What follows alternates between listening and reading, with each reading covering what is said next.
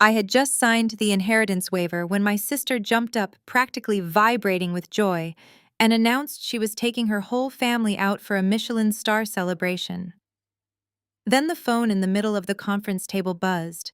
It was her lawyer. His voice completely panicked over the speaker. He screamed, "Do not let her sign anything. The house is a trap." My sister froze, her celebratory smile melting into pure horror. I just sat back and smiled. My name is Naomi. I am 33 years old and I work as a forensic accountant. Before I continue this story, let me know where you are watching from in the comments below. Hit like and subscribe if you have ever had a toxic family member try to manipulate you out of what is yours. The tension in Mr. Donovan's upscale law office was thick enough to choke on. The room smelled of lemon polish, expensive leather, and the overwhelming scent of my brother-in-law Jamal's designer cologne. We were gathered around a massive mahogany conference table to settle my late father's estate. The morning sun glared through the floor-to-ceiling windows, highlighting the dust motes dancing in the air and the beads of sweat forming on Jamal's forehead.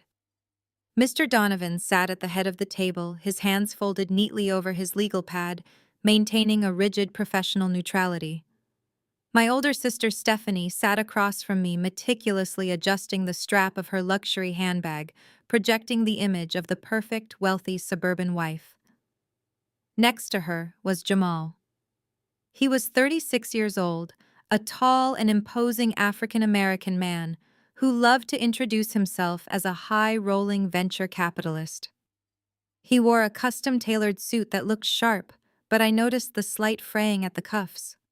Mr. Donovan shifted uncomfortably in his seat. As the executor of my father's estate, he was legally bound to remain neutral, but the tight line of his jaw revealed his distaste for Jamal's aggressive behavior.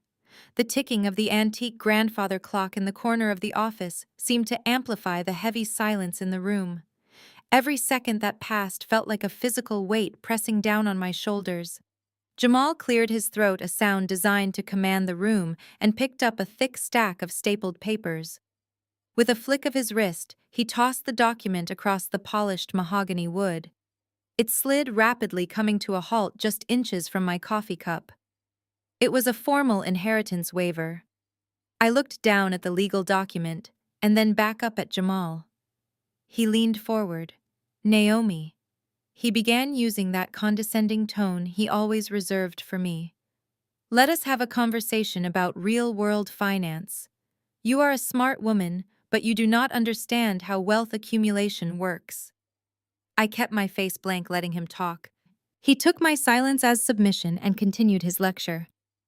"Stephanie and I need the estate," he declared, tapping his expensive pen against the table. "We have 3 children to put through private school and an image to maintain. More importantly, I need the $4 million mansion to serve as collateral to expand my venture capital firm. My firm is scaling rapidly, and locking up a liquid asset like that house in probate, or splitting it with you, would be a catastrophic financial mistake for the family legacy." He spoke about the family legacy as if he had built it himself, conveniently, ignoring the fact that my father had worked 60-hour weeks for 40 years to buy that Beacon Hill property. Jamal shifted in his leather chair, a smug smile playing on his lips. "Be realistic, Naomi. Look at your life. You are 33 years old, you are single, you rent a tiny apartment downtown. What on earth are you going to do with a $4 million mansion? You do not host charity galas or entertain business partners. You do not even have a husband to help maintain the property." He scoffed. "And let us be honest about your career," he added.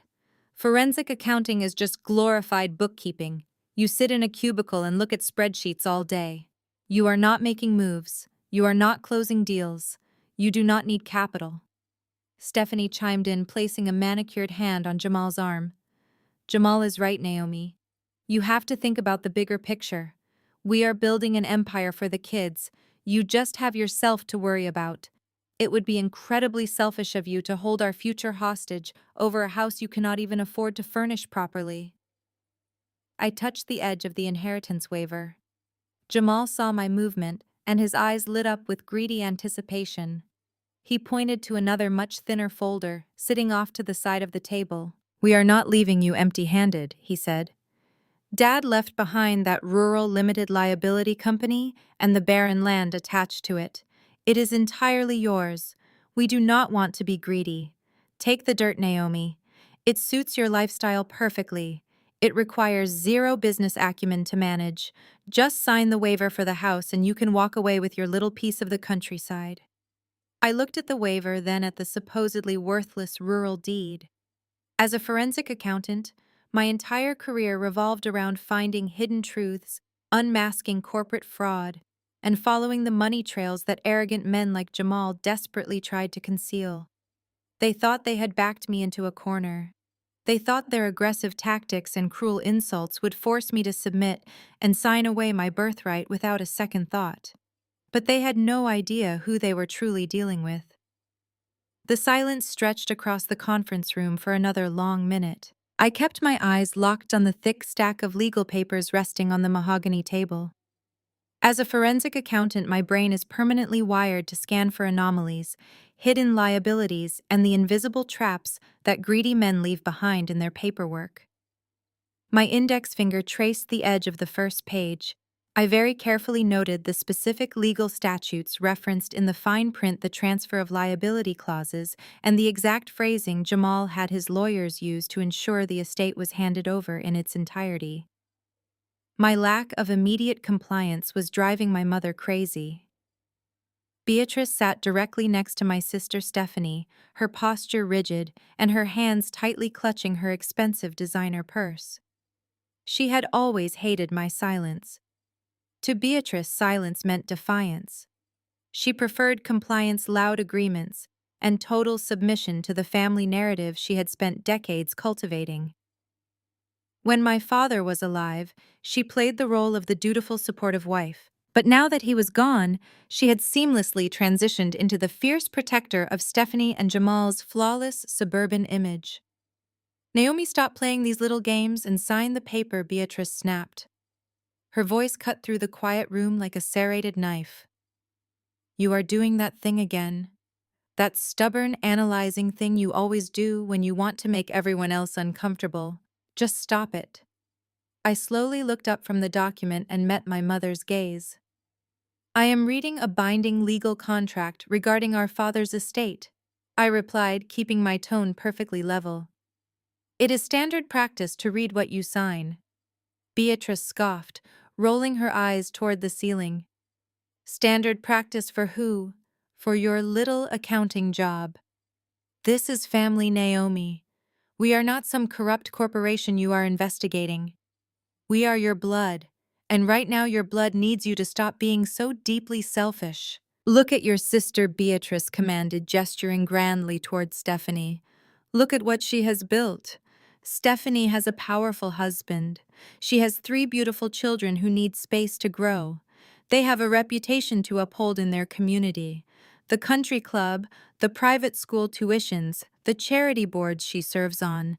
They need that house to anchor their social standing. It is essential for Jamal's business network." Beatrice leaned forward, pointing a manicured finger at me. "Now look at yourself. You are 33 years old. You are entirely alone. You have no husband to provide for you.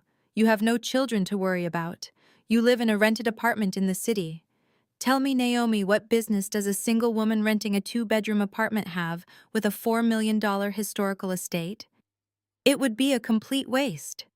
You would probably just sell it and hoard the cash for yourself." "Your sister has real responsibilities," Beatrice continued, her voice dripping with fake pity. "She has carpools and galas, and a husband who operates in the highest tiers of finance.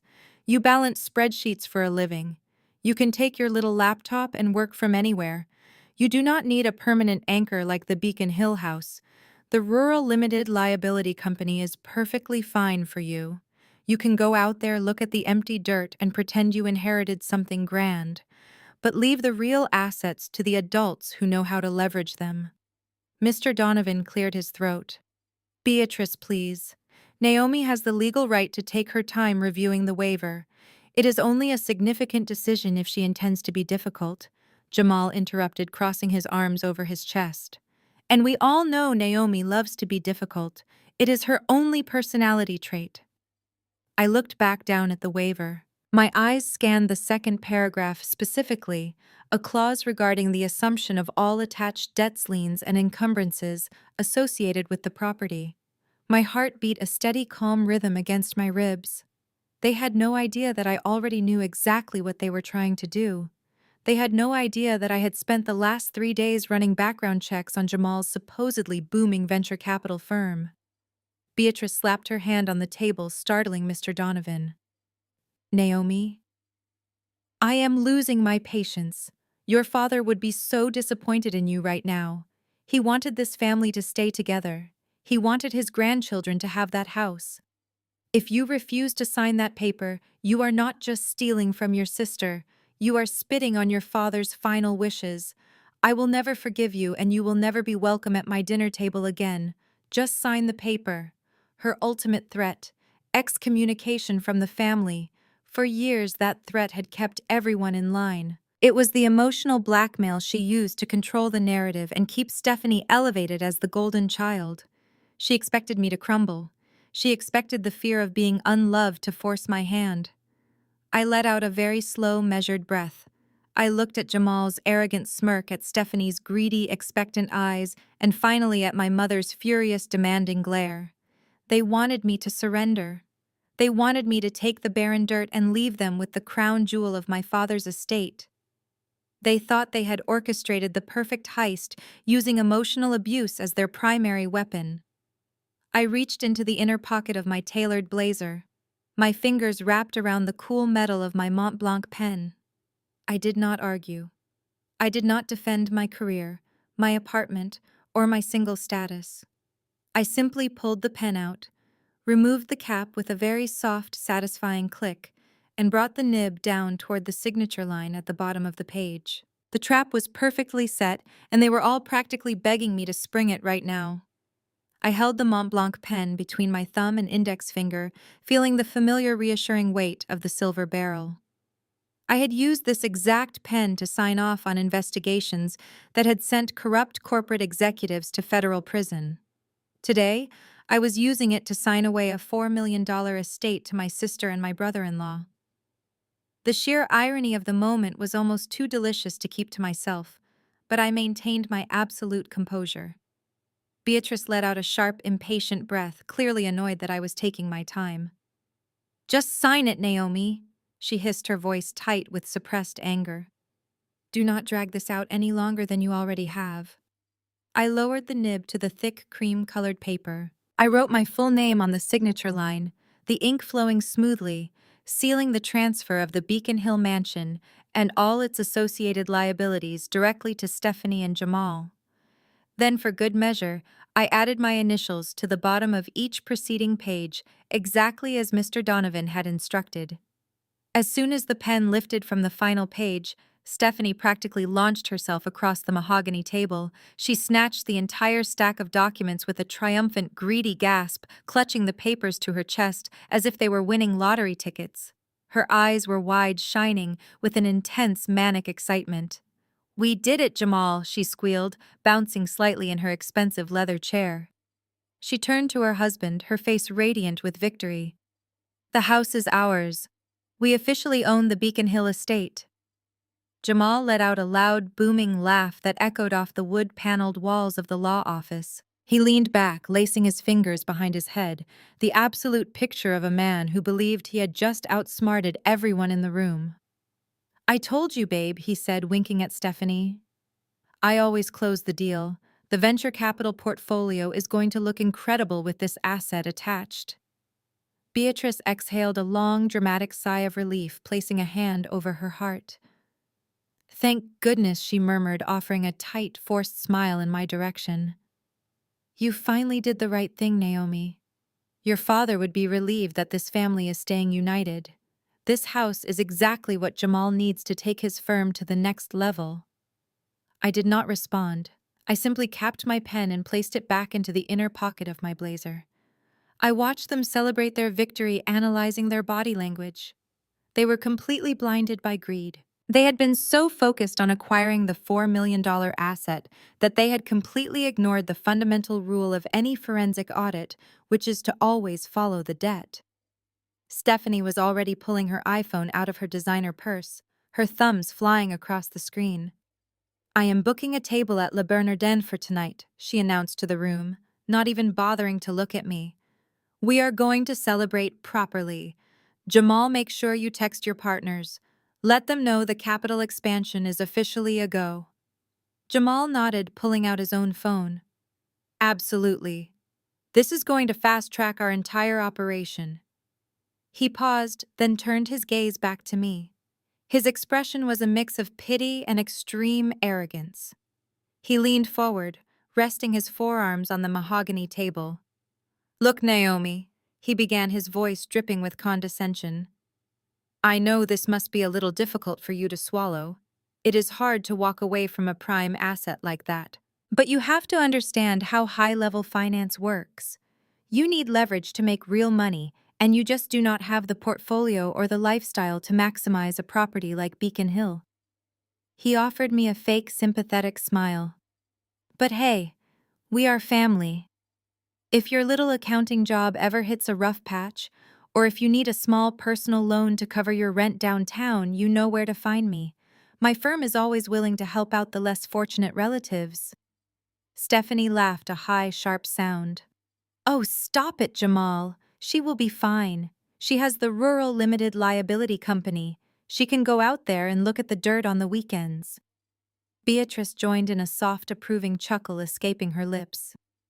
"It is the perfect arrangement," she agreed. "Stephanie and Jamal get the legacy estate, and Naomi gets the quiet countryside. Everyone wins." Mr. Donovan sat at the head of the table, his face completely pale. He had been reviewing the final pages of the signed waiver, and he clearly understood the legal gravity of what had just occurred. He looked at me, his eyes wide with a silent question, asking if I truly comprehended the trap I had just willingly stepped out of, and the trap I had just allowed my sister to step into. I met the lawyer's gaze and gave him a single, nearly imperceptible nod. I knew exactly what I was doing. I slowly stood up from the conference table, smoothing the front of my tailored blazer. I looked at Jamal, who was still grinning like he had won the Super Bowl. I looked at Stephanie, who was busily confirming her reservations at a Michelin star restaurant. And I looked at my mother, who was radiating pure toxic satisfaction. "I hope you enjoy the house, Jamal," I said, my voice perfectly calm and devoid of any emotion. "I really do. I hope it brings you exactly what you deserve." I offered them a single cold, calculating smile. It was the kind of smile I reserved for the final moments of a corporate investigation, right before the federal indictments were unsealed. They were currently celebrating a $4 million windfall, completely unaware that they had just legally chained themselves to a ticking financial time bomb. I picked up my leather briefcase, turned on my heel, and walked toward the heavy oak doors of the office, waiting for the inevitable explosion. I was halfway to the heavy oak doors of Mr. Donovan's office when the sharp, intrusive ring of a desk phone sliced through the celebratory atmosphere. Jamal had just pulled a bottle of Dom Perignon from his designer briefcase, a presumptuous and incredibly tacky move for a legal meeting, and was working the cork. Stephanie was holding out two crystal flutes she had apparently brought with her, giggling as the cork began to yield. The ringing phone stopped them both. "Mr.?" Donovan, looking relieved for the interruption, reached across his desk and pressed the speaker button. "Donovan here," he said, his voice tight. "Sir, it's Peterson." The voice of Mr. Donovan's junior partner blasted through the speaker, frantic and breathless, as if he had sprinted up several flights of stairs. "Are they still there? Have they signed the paperwork?" Jamal paused, his hands still gripping the champagne bottle, a slight frown creasing his forehead. Stephanie lowered the crystal flutes, her laughter dying in her throat. My mother Beatrice sat up straighter, sensing the sudden shift in the room's energy. I stopped with my hand hovering over the brass door handle, turning slowly back to face the conference table. "Yes, Peterson, we are concluding the meeting now," Mr. Donovan replied carefully, glancing at me and then at Jamal. "The waiver has been signed." "No!" Peterson practically screamed through the speaker, the audio distorting slightly from the volume. You have to stop it. Don't let Naomi sign the waiver. You have to rip it up right now. The room fell dead silent. The only sound was the heavy rhythmic ticking of the grandfather clock in the corner. Jamal's confident posture dissolved instantly. The smug, arrogant grin vanished from his face, replaced by a look of sheer, unadulterated panic. Stephanie's hands began to tremble. One of the crystal flutes slipped from her fingers, hitting the edge of the mahogany table and shattering into a dozen sharp, glittering pieces on the Persian rug. The sound of breaking glass was violently loud in the quiet office. "Peterson, calm down," Mr. Donovan commanded, his professional demeanor slipping. "What are you talking about? What is the issue with the waiver?" "It's the house, sir," Peterson gasped, his voice vibrating with terror. "The Beacon Hill property. I was doing the final deed recording check with the county clerk, and I found something. It was buried under a shell company layer, heavily obfuscated, but it's there." Beatrice stood up, her face draining of color. "Found what?" she demanded, her voice shrill. "What is wrong with the house?" "It's a trap," Peterson yelled through the speakerphone. "The whole estate is a financial death trap. Whoever takes ownership of that mansion is going to be ruined." The cork on the Dom Perignon bottle finally gave way with a loud, hollow pop, echoing the sudden catastrophic explosion of their perfect plan. The champagne foamed over the top of the bottle, spilling sticky, expensive liquid all over Jamal's tailored suit pants and the pristine mahogany table. He didn't even notice. He just stared at the speakerphone, his eyes wide with a terror I had never seen in him before. "Explain yourself, Peterson," Mr. Donovan said, his voice dropping to a dangerous whisper. "What exactly did you find on the deed?" I watched the color completely drain from my sister's face. Stephanie looked at her husband, seeking reassurance, seeking that arrogant confidence he had displayed just moments ago. But Jamal was paralyzed. He looked like a man who had just realized he was standing on a landmine and he had already heard the click. "I can't say it over an unsecure line, sir," Peterson said, his voice trembling. "But it's bad. It's incredibly bad. If Naomi signed that waiver, she just handed over the worst financial liability I've ever seen in a probate case. Whoever holds the title to that house is going to face immediate aggressive collection actions. And, sir, I think the lenders are connected to organized crime." Beatrice gasped, clapping a hand over her mouth. Stephanie let out a choked, terrified sob. Jamal finally moved, slamming the champagne bottle down onto the table so hard I thought the glass would shatter. He lunged toward Mr. Donovan's desk, his face contorted in a mix of rage and desperate fear. "Hang up the phone!" Jamal roared, reaching for the console. "Hang it up right now!" Mr. Donovan swiftly moved his hand over the receiver, blocking Jamal. "Step back, Mr. Vance," the lawyer warned, his voice hard. "You are in a law office. Do not touch my equipment." I slowly walked back toward the conference table, my leather briefcase held firmly at my side. The power dynamic in the room had not just shifted, it had completely inverted. 10 minutes ago, I was the pathetic single spinster being bullied into giving up my inheritance. Now, I was the only person in the room who wasn't currently hyperventilating. "It seems," I said, my voice cutting through the panic like ice, "that your venture capital expansion plan has hit a slight snag, Jamal." Jamal whipped his head around to look at me, his eyes wide, wild, and bloodshot. "You knew," he hissed, his voice dropping to a venomous whisper. "You knew about this." I didn't answer him directly. I didn't need to. I simply walked over to the chair I had previously occupied and placed my briefcase back on the table. The sharp, clean sound of the brass latches clicking open cut through the chaotic energy of the room. They had wanted to play a high-stakes game of financial manipulation, using emotional abuse and familial pressure to force my hand. They thought they were the predators, and I was the easy prey. They were wrong. I reached into my briefcase and pulled out the thick, meticulously organized stack of audited financial records I had compiled over the past 3 days. It was time to show them exactly why forensic accounting was not just glorified bookkeeping. It was time to show them the trap they had so eagerly, so greedily locked themselves inside.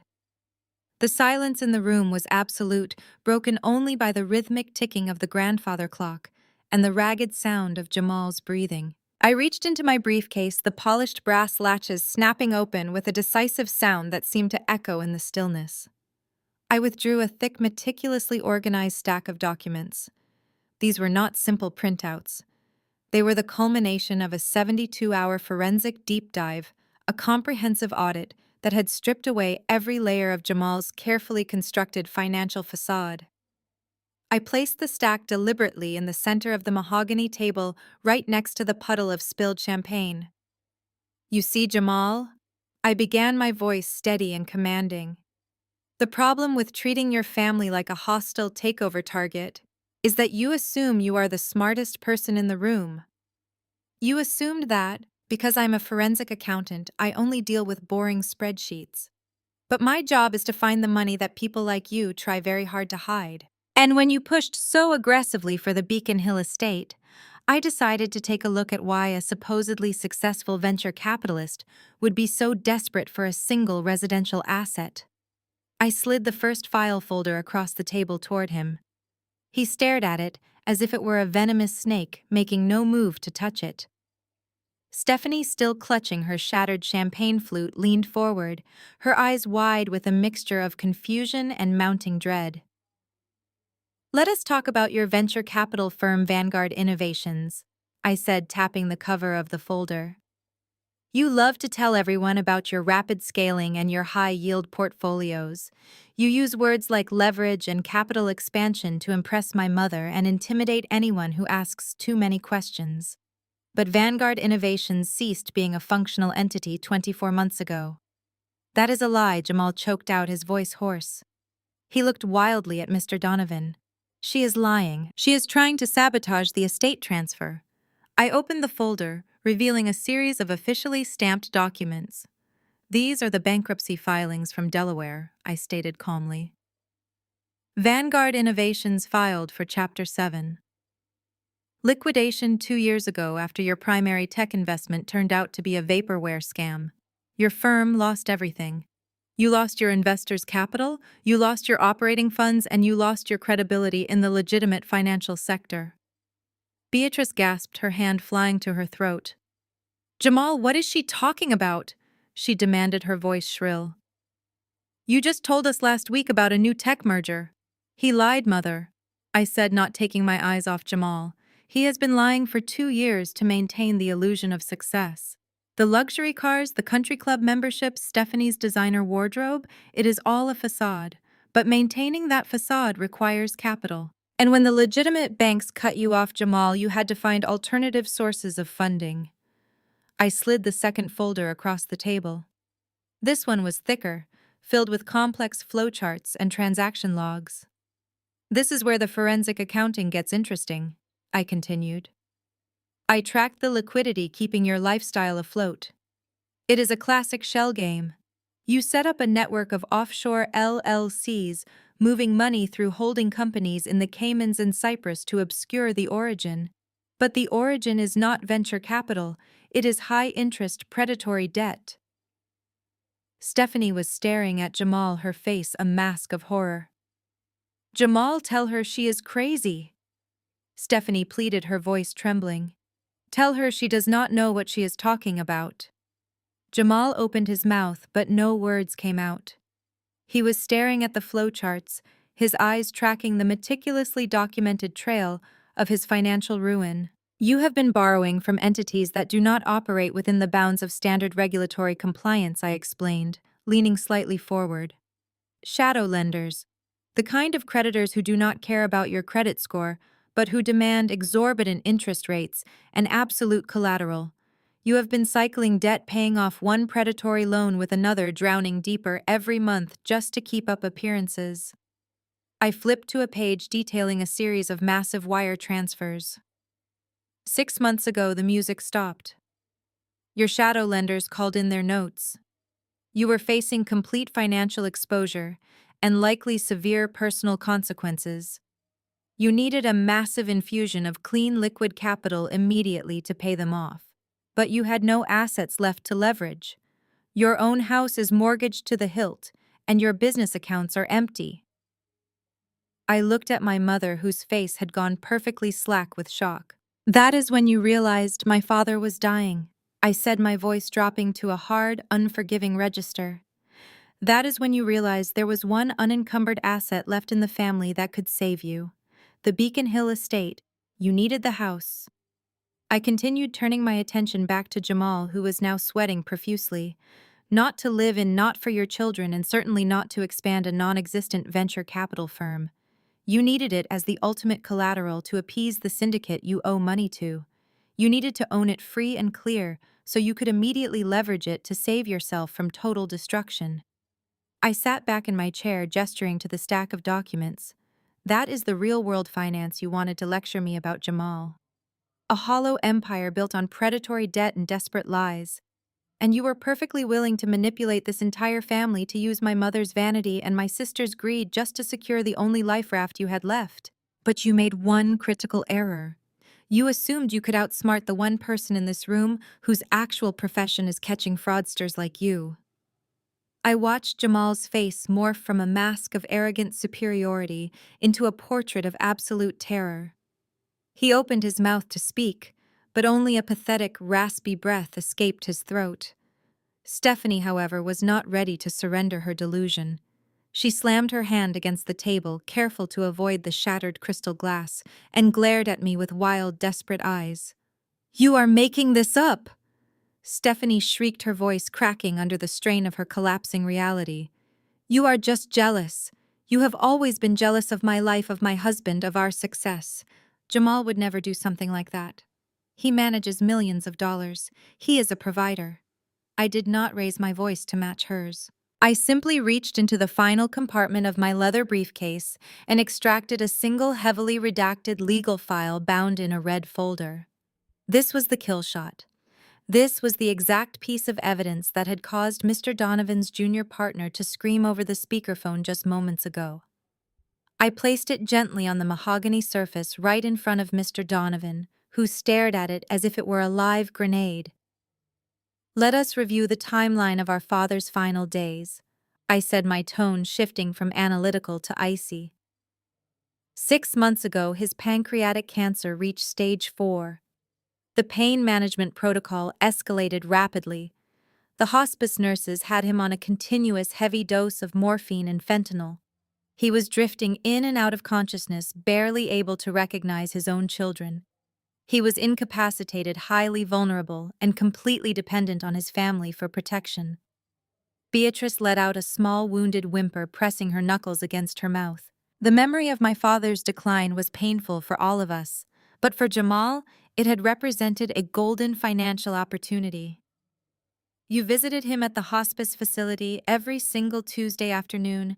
I continued, locking my eyes onto Jamal's profusely sweating face. "You told Mother you were going there to read to him, to give her a break from sitting by his bedside. She thought you were being a devoted, caring son-in-law. But you were not reading to him, Jamal. You were waiting for the nurses to leave the room. You were waiting for those brief, terrible windows when the medication clouded his mind just enough to make him compliant, but left him awake enough to hold a pen." I opened the red folder and slid a copy of a promissory note across the table. It was densely packed with legal jargon, but the signatures at the bottom were starkly clear. One belonged to Jamal. The other was a jagged, shaky scrawl that barely resembled my father's usually precise and elegant handwriting. "This is a collateral assignment and security agreement," I explained, pointing to the shaky signature. "You brought a notary with you. A notary whose license I recently discovered was revoked last month for participating in a massive real estate fraud ring.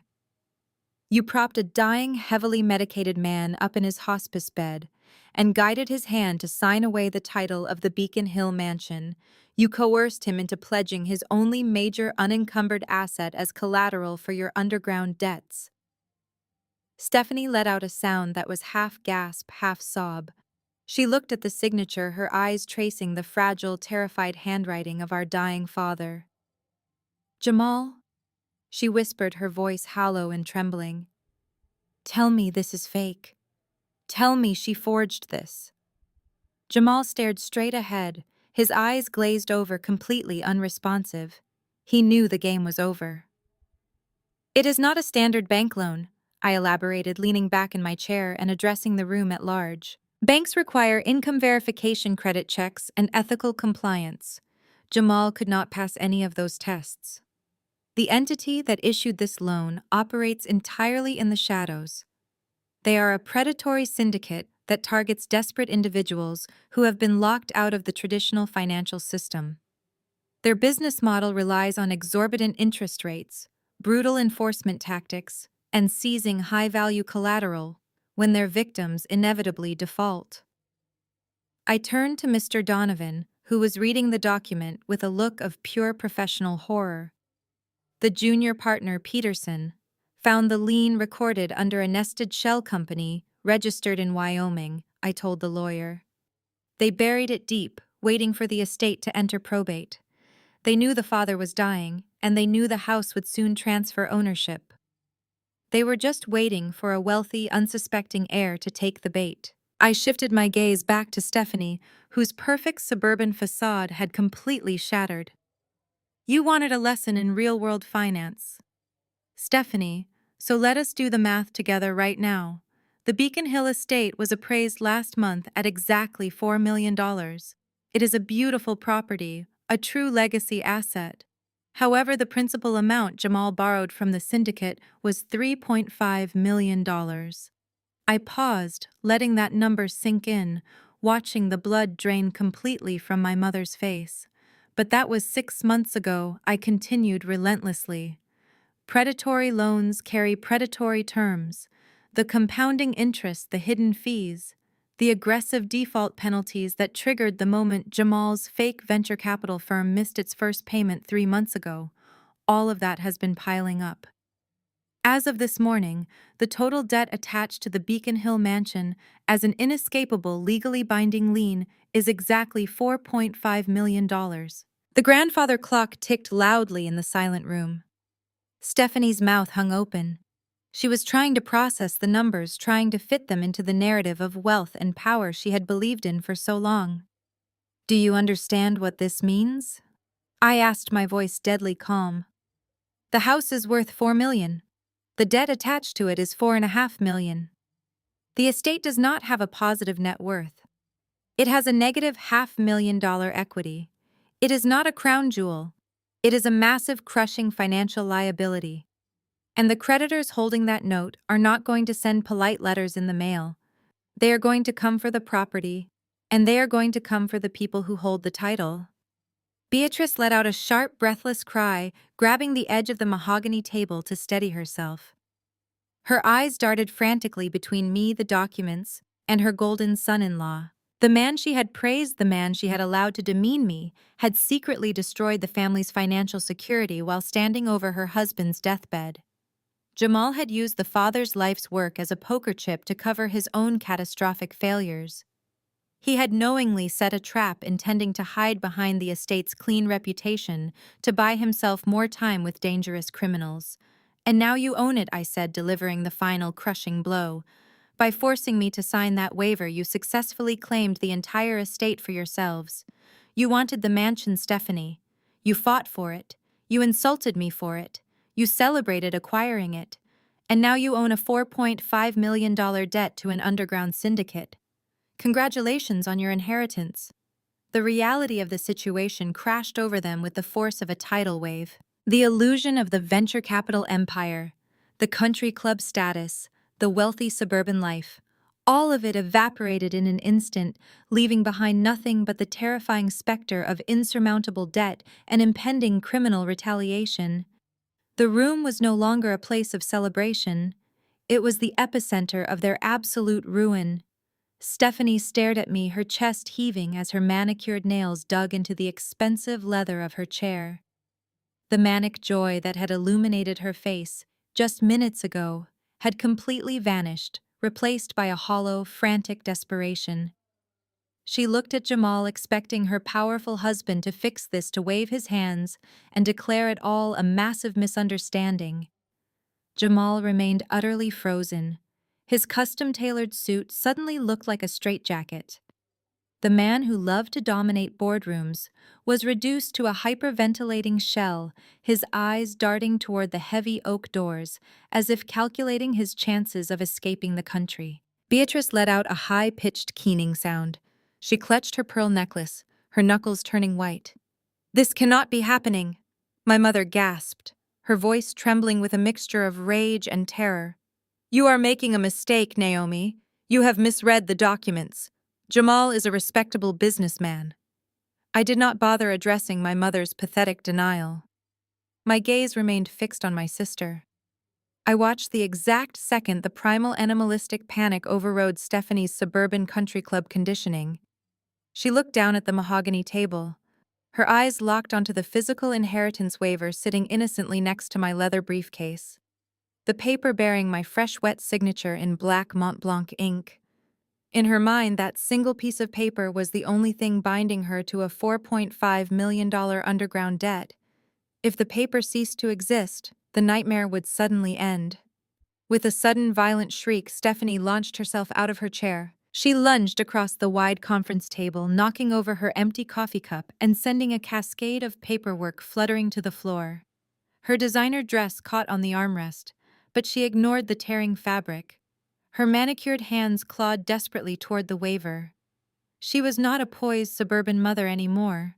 She was a cornered animal trying to destroy the trap that had just snapped shut around her ankle. "Tear it up, Jamal," Stephanie screamed, her voice echoing off the wood-paneled walls. "Tear it up right now. We did not accept it. The deal is off." I did not panic. I did not raise my voice. I simply slid my hand smoothly across the polished wood and pulled the document away a fraction of a second before her manicured claws could rake across it. Stephanie slammed chest first onto the hard mahogany surface, her hand slapping uselessly against the empty space where the paper had been. She let out a frustrated, guttural cry and scrambled to push herself back up, preparing to lunge at me again. "Sit down, Stephanie," I commanded, my voice dropping to a hard, authoritative register that demanded absolute compliance. "Destroying this piece of paper will not save you. You are fighting a ghost." I calmly picked up the physical waiver, folded it neatly in half, and tucked it into the inner pocket of my blazer. While Stephanie stared at me in breathless, sweaty confusion, I reached back into my briefcase. I did not pull out another folder.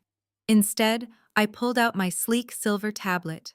I tapped the screen to wake it up and turned the bright high-resolution display toward my sister and her paralyzed husband. "Welcome to the 21st century of forensic accounting and legal filings," I said, tapping the center of the screen. "Did you really think a professional investigator would rely on a single piece of vulnerable paper in a room full of hostile, greedy people? That physical document was merely a prop. It was a courtesy copy, printed for your viewing pleasure." I zoomed in on the screen, ensuring the bold green text at the top was perfectly legible to everyone in the room. 10 minutes ago, before I even took the cap off my pen, I accessed the secure, legally binding electronic signature portal linked directly to the state registry office. I explained, watching the remaining color drain from Jamal's face. I executed my digital signature using my certified public accountant credentials. The waiver of inheritance was time-stamped, cryptographically sealed, and instantly submitted to the county probate court. It was legally binding the moment I tapped submit. My physical signature on that paper was just me providing you with a souvenir, Mr. Donovan leaned over his desk, his eyes scanning the digital confirmation receipt displayed on my tablet. He let out a long, heavy breath and slumped back into his chair. "She is right," the lawyer murmured, his voice filled with professional resignation.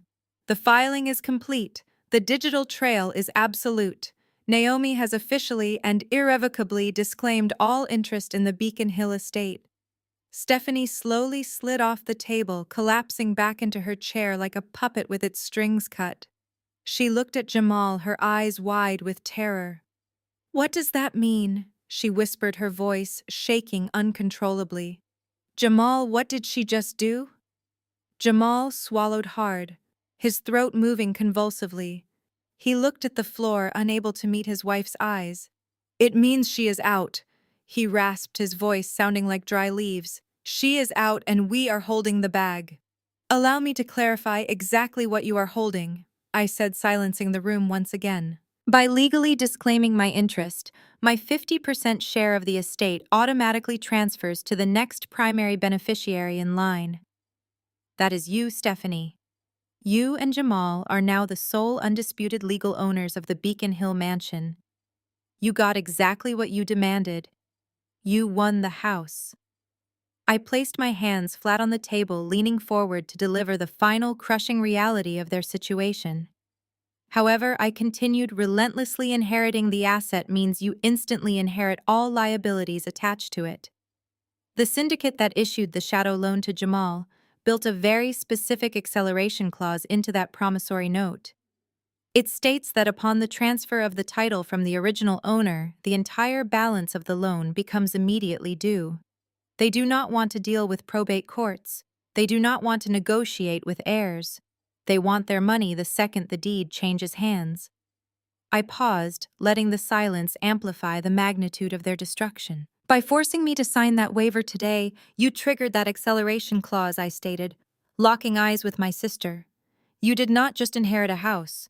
You inherited an immediate, legally binding, and highly dangerous obligation to pay off a $4.5 million debt. And because you are now the sole owners of record, those shadow creditors are not going to bother with my father's estate lawyers. They are going to come directly to your house in the suburbs. They are going to look at your luxury cars, your country club memberships, and your children's private school tuitions, and they are going to demand their money." Beatrice began to cry openly, burying her face in her hands. My mother, who had spent my entire life protecting Stephanie from the consequences of her vanity, was completely powerless to stop this. "You have exactly 1 week," I told them, picking up my briefcase. "The syndicate's deadline for accelerated payment is next Friday. I highly suggest you stop booking tables at Michelin star restaurants and start figuring out how to liquidate your entire suburban life before those lenders arrive to do it for you." I turned toward the heavy oak doors, leaving them trapped in the nightmare they had so greedily engineered. The silence that followed my declaration was absolute and heavy, pressing down on the room like a physical weight. Jamal stared blankly at the polished mahogany table, his chest rising and falling in shallow, panicked breaths. Stephanie was frozen, her hands still resting where they had uselessly slapped the wood, her eyes wide with a terror that finally matched the reality of her situation. But it was Beatrice who broke the silence. My mother, who had spent decades meticulously constructing an illusion of familial perfection, could not handle the raw, unvarnished truth of her golden child's ruin. The narrative she had fiercely protected, the narrative where Stephanie was a success and I was a failure, had just been incinerated. The cognitive dissonance was too much for her to bear. Instead of turning her fury onto the man who had secretly bankrupted her husband and jeopardized her daughter's future, Beatrice chose the path of least resistance. She chose her favorite scapegoat. With a sudden violent motion, Beatrice launched herself out of her chair. She crossed the short distance between us in 2 rapid steps, her arms swinging in a wide arc. The slap connected with the side of my face, with a sharp, stinging crack that echoed through the quiet law office. The sheer force of the blow snapped my head to the side, and a dull, throbbing heat immediately began to bloom across my left cheek. Mr. Donovan gasped, half rising from his seat. "Mrs. Vance, control yourself," he ordered, his voice sharp with professional alarm. "There will be no physical violence in this office." I did not raise a hand to touch my stinging cheek. I did not flinch, and I certainly did not cry. I slowly turned my head back to face my mother, locking my eyes onto hers. Her face was contorted into a mask of pure, irrational hatred. The pristine country club matriarch had completely dissolved, replaced by a frantic woman, desperate to maintain her delusions at any cost. "You cold-blooded monster!" Beatrice shrieked, her voice vibrating with a terrifying intensity. "You knew. You sat there and let your own sister walk right into a trap. You let her take on $4.5 million in debt, knowing exactly what would happen." I didn't force her to do anything. I replied, my voice dangerously calm, the adrenaline sharpening my focus. I offered her the truth and she chose greed. I handed over exactly what she and Jamal demanded.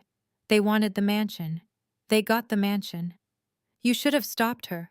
Beatrice screamed, pointing a trembling manicured finger directly at my face. You should have warned us before you signed that waiver. You are a forensic accountant. You analyze risk for a living. It was your responsibility to protect this family. My responsibility. I laughed, a short, bitter sound that held zero humor. For 33 years, you have made it abundantly clear that my only responsibility in this family is to serve as the baseline of failure, so Stephanie can look successful by comparison. You just spent the last 20 minutes belittling my career, insulting my lifestyle, and threatening to excommunicate me if I didn't hand over my inheritance. Now suddenly, I am the guardian of the family legacy. Stephanie finally found her voice, a weak, pathetic whimper escaping her lips. Mom, what are we going to do? They are going to take everything.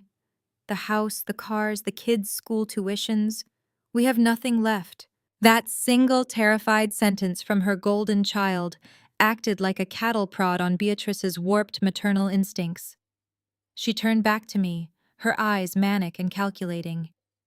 The initial shock had passed, and the enabling machinery in her brain was already grinding into motion, desperately seeking a solution that did not involve holding Jamal accountable for his crimes.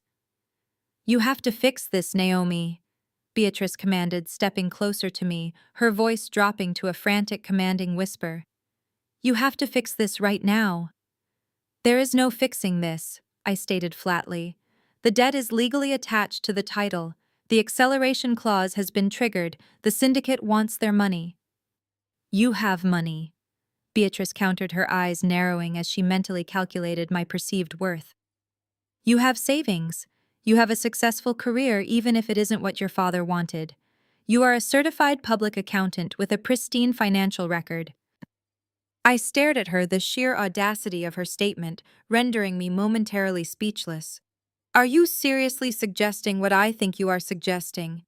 I am demanding it, Beatrice stated, her tone hardening into an absolute ultimatum. You have no husband. You have no children. You have no significant financial obligations. You are going to use your pristine credit and your CPA license to secure a bridge loan. You are going to co-sign on whatever Jamal needs to consolidate this debt and pay off those horrible people. Mr. Donovan let out a strangled cough of disbelief. Mrs. Vance, I strongly advise you to stop speaking. What you are suggesting is financial suicide for Naomi, and I will not allow my client to be coerced into such an arrangement. She is my daughter, and she will do as she is told, Beatrice snapped, not even looking at the lawyer. She leaned closer to me, her breath hot against my face. You owe this to your sister Naomi. Jamal made a mistake. He was trying to provide for his family. He was trying to save his business. He was doing what men do. You cannot sit there in your rented apartment and judge a man with real responsibilities. I looked at Jamal, who was still staring blankly at the floor. He hadn't said a single word in his own defense. He was perfectly content to let my mother fight his battles and demand my financial execution to cover his fraud. You want me to leverage my entire life, my career and my personal credit to bail out a man who forged my dying father's signature? I asked, making sure to articulate every word clearly. I want you to protect your nieces and nephews, Beatrice screamed, slamming her hand onto the mahogany table. Do you want 3 innocent children to be thrown out on the street? Do you want them pulled out of their private schools because their aunt was too bitter and jealous to help their father? You are going to fix this, Naomi. You are going to go to the bank today and you are going to take out whatever loans are necessary to save this family. I looked at my mother, absorbing the absolute toxic depth of her betrayal. She wasn't just willing to sacrifice me. She was demanding it as her maternal right. She believed truly and deeply that my only purpose was to serve as a financial blood bank for Stephanie and Jamal's catastrophic failures. No, I said quietly. The single syllable hung in the air, heavy and final. I will not give you a single cent. I will not sign a single document. I will watch this entire facade burn to the ground before I let you drag me into the flames. The finality in my voice triggered something dark and desperate in Jamal. The silent, paralyzed man suddenly snapped back to life, realizing that his usual safety net, my mother's enabling, and my forced compliance had completely vanished. He looked at me, his eyes narrowing with a vicious, cornered intensity. If he couldn't manipulate me into paying his debts, he was going to make sure I went down with him. Jamal stood up slowly from the mahogany table. His frame, which usually projected unearned authority, now radiated a volatile, cornered aggression. He smoothed the lapels of his custom suit with trembling fingers, adjusting his cuffs in a jerky motion. The heavy silence in the law office amplified the sound of his ragged breathing. He stared at me with an expression of pure venom. He had spent years masking his financial incompetence behind a veneer of venture capitalist success, relying on my mother to fund his failures and shield him from consequence. Now that I had exposed his $4 million fraud, he had nothing left to lose. He reached into his pocket and pulled out his phone. "What are you doing?" Stephanie asked, her voice hitching with fresh panic as she watched her husband's thumbs fly across the screen. Jamal ignored her. He did not look at Mr. Donovan, who was already reaching for his desk phone to call security. Jamal kept his bloodshot eyes locked directly on mine. He raised the phone to his ear and waited for a moment. Then his entire demeanor shifted in the blink of an eye.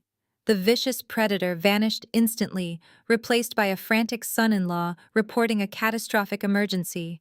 "Yes, I need police immediately at the law offices of Donovan and Associates in downtown Boston," Jamal said, his voice cracking with manufactured theatrical distress. "I am reporting a massive case of financial elder abuse and corporate fraud." Beatrice gasped, taking a step back as the reality of what Jamal was doing set in. He was weaponizing the justice system. He continued, speaking rapidly into the receiver, pacing the length of the Persian rug. "Yes, the suspect is in the room with us right now. Her name is Naomi. She is a licensed forensic accountant, and she just confessed to manipulating my late father-in-law's estate. She forged loan documents while he was on his deathbed and attached millions of dollars in fraudulent debt to his properties." Jamal paused, listening to the dispatcher, his face twisting into an expression of righteous indignation. "She used her professional credentials to execute a wire fraud scheme, and she is trying to extort us into covering it up." I remained completely motionless watching this desperate performance unfold. It was a vicious, dirty play, but predictable for a man facing federal prison and violent underground creditors. By accusing me first, Jamal was attempting to control the narrative. He wanted to frame the $4.5 million shadow loan not as his own bailout, but as a malicious sabotage orchestrated by a bitter spinster who hated her family. He was throwing my career and freedom into the meat grinder to create a smokescreen for his own escape. "Yes, officer," Jamal continued, his voice trembling with fake emotion. "She brought counterfeit bank statements to the estate reading today. She admitted to utilizing her accounting access to bypass banking regulations. My wife and mother-in-law are terrified. She has been threatening us." Stephanie looked from Jamal to me, her eyes widening as the malicious brilliance of her husband's plan dawned on her. If Jamal went down for the mortgage fraud, she lost everything. Her suburban mansion, luxury cars, and social standing would evaporate overnight.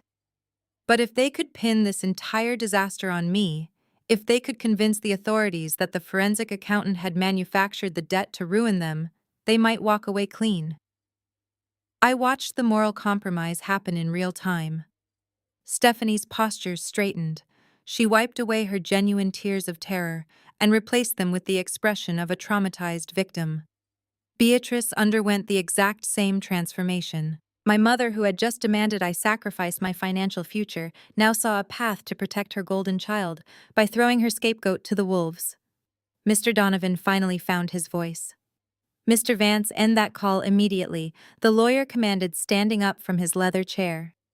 "Filing a false police report from my conference room is a severe criminal offense, and I will not permit my office to be used as a staging ground for your perjury. I will testify to exactly what transpired here today. Jamal merely smirked at the lawyer, lowering the phone slightly. You will testify that you saw documents Naomi brought into this room. Jamal countered, his voice dripping with arrogance. Documents she curated. Documents she presented. You are just a probate lawyer, Donovan. You have no idea how deep her financial manipulation goes. Jamal brought the phone back to his mouth. Please hurry, he told the dispatcher, sounding breathless. We do not feel safe. He ended the call and slipped the phone back into his pocket, turning to face me with a look of absolute chilling triumph. You thought you could trap me, Naomi, he sneered, stepping closer until only the width of the mahogany table separated us. You thought you could walk in here with your little spreadsheets and play the hero, but you forgot how the real world works. The police do not understand complex financial forensics. They understand a grieving family pointing the finger at the cold, estranged daughter who works with money for a living. Stephanie moved to stand beside her husband, linking her arm through his. She nodded, her face hardening into a mask of spite. You have always been jealous of us, she hissed, adopting the narrative Jamal had just established. You hated Dad for supporting my family. You forged that loan to ruin my inheritance. We are going to tell the detectives everything. Beatrice stepped up to flank Jamal's other side, completing the unholy trinity. You brought this on yourself, Naomi, my mother said, her voice devoid of any maternal warmth. We are a united front. It is 3 against 1. Who do you think the police will believe? The heavy oak doors of the law office swung open with a resounding thud. 2 uniformed police officers stepped over the threshold, their hands resting near their belts. The intrusion shattered the professional atmosphere. The officers scanned the room, their eyes moving from the spilled champagne to the tense standoff around the mahogany table. Jamal did not miss a beat. He stepped forward, raising his hands perfectly, playing the role of a traumatized family man. Officer, thank God you are here. Jamal breathed out, his voice thick with relief. I am the one who called. I am Jamal Vance, and this is my wife Stephanie, and my mother Beatrice. We are the victims here. He pointed a finger at my chest. That woman is my sister Naomi. She just confessed to orchestrating a massive financial fraud against our dying father, and she is trying to extort us. Before I could respond, Beatrice launched into a performance. My mother collapsed, burying her face in her hands and letting out a loud sob. She lifted her head to ensure the officers saw her fake tears. It is true, Beatrice wailed. She has always hated us. She has always been jealous of her sister's family. She is 33, single and angry. My poor husband was lying on his deathbed, heavily medicated, and my own daughter used her accounting background to forge his signature on fraudulent loan documents. She wants to ruin us because her father did not leave the mansion to her. Officer Miller, a tall man with a stern expression, frowned and pulled out a notepad. He looked at Beatrice, clearly moved by the desperate display of a widow in mourning. Ma'am, take a deep breath, the officer said gently. You are saying your daughter committed financial elder abuse and mortgage fraud. Yes, Stephanie cried out, joining the chorus. She stepped closer to the officers, twisting her wedding ring nervously. She just ambushed us with these fake documents. She claims she attached a $4 million debt to my father's estate using an underground syndicate. She told us that if we did not sign away our rights today, she would let criminals destroy our lives. She used her professional credentials as a certified public accountant to bypass banking regulations and manipulate the title. Mr. Donovan slammed his hand onto his desk, his face red with indignation. Officers, this is an absolute fabrication, the lawyer protested loudly. I am the executor of this estate. I have been sitting here the entire time. Mr. Vance is the one who brought up the debt. Jamal instantly pivoted, shooting Mr. Donovan a look of betrayed shock. Mr. Donovan, please, Jamal pleaded, shaking his head. You are just a probate lawyer. You do not understand how complex corporate forensics work. Naomi deals with shell companies and hidden assets for a living. She completely pulled the wool over your eyes. She manufactured this entire scenario to frame me because I am a venture capitalist. She knew I would be the perfect fall guy for her crimes. She brought all these fake spreadsheets here today to intimidate us into silence. The second officer, Davis, narrowed his eyes and took a step toward me. The sheer volume and emotional intensity of my family's unified front was incredibly persuasive. Three distressed, weeping, impeccably dressed suburban citizens pointing the ultimate finger of blame at the cold, silent woman standing alone with a heavy leather briefcase full of complex financial documents. In the eyes of the law enforcement officers, the optics heavily favored the liars. "Ma'am, step away from the briefcase," Officer Davis commanded, his hand moving to rest on his radio. I did not argue. I calmly took one step back, leaving my leather briefcase resting on the mahogany table. I kept my hands perfectly visible at my sides. I did not shed a single tear. I did not raise my voice to match their hysterical screaming. I knew that panic was the language of the guilty. Silence and stillness were the weapons of the innocent. Officer Miller joined his partner, stepping directly into my personal space. He pulled a pair of steel handcuffs from his belt, the clinking sound cutting through my mother's fake sobbing. "Do you understand the severity of what these people are accusing you of?" the officer asked, his voice hard and unforgiving. "Financial elder abuse is a severe felony. Forging loan documents on a $4 million estate to defraud your family is a federal crime. If you used your CPA license to facilitate wire fraud and manipulate a probate court, you are not just looking at losing your accounting credentials. You are looking at a decade in a federal penitentiary." Stephanie wiped a tear from her cheek, her eyes gleaming with malicious satisfaction. "She belongs in jail, officer," my sister whispered, playing the victim flawlessly. "She is a cold-blooded monster. We just want to be safe from her. Turn around and place your hands behind your back," Officer Miller ordered, holding the handcuffs up. "We are taking you down to the precinct for questioning regarding these fraud allegations." Jamal let out a slow, shaky breath of relief. He thought he had won. He genuinely thought he was effortlessly walking out of this upscale downtown law office as a completely free man, leaving me to face the immediate wrath of the state justice system and the incredibly violent underground creditors he had foolishly unleashed. I looked at the steel cuffs gleaming under the chandelier. Then I looked directly into Jamal's triumphant, arrogant eyes. I did not turn around. I did not put my hands behind my back. I simply stood my ground and I gave them a very cold smile. "Officers," I said, my voice cutting through the tension with absolute, unwavering authority. "Before you make the severe career-ending mistake of arresting the entirely wrong person today, I highly recommend that you step back and look at the illuminated screen of my personal tablet."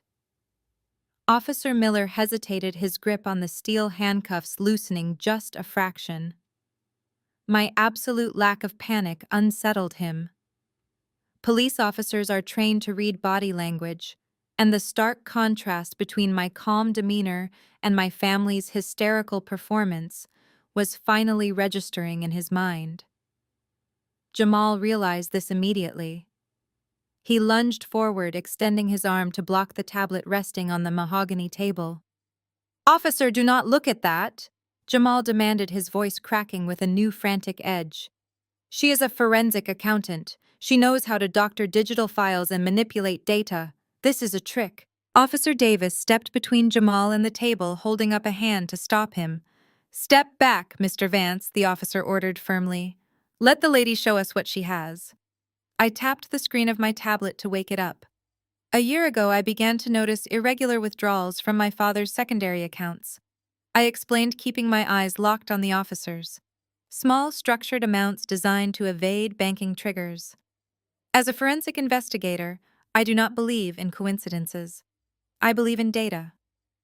When my father's condition worsened and he became bedridden, I knew whoever was draining his accounts would eventually make a larger, more desperate move.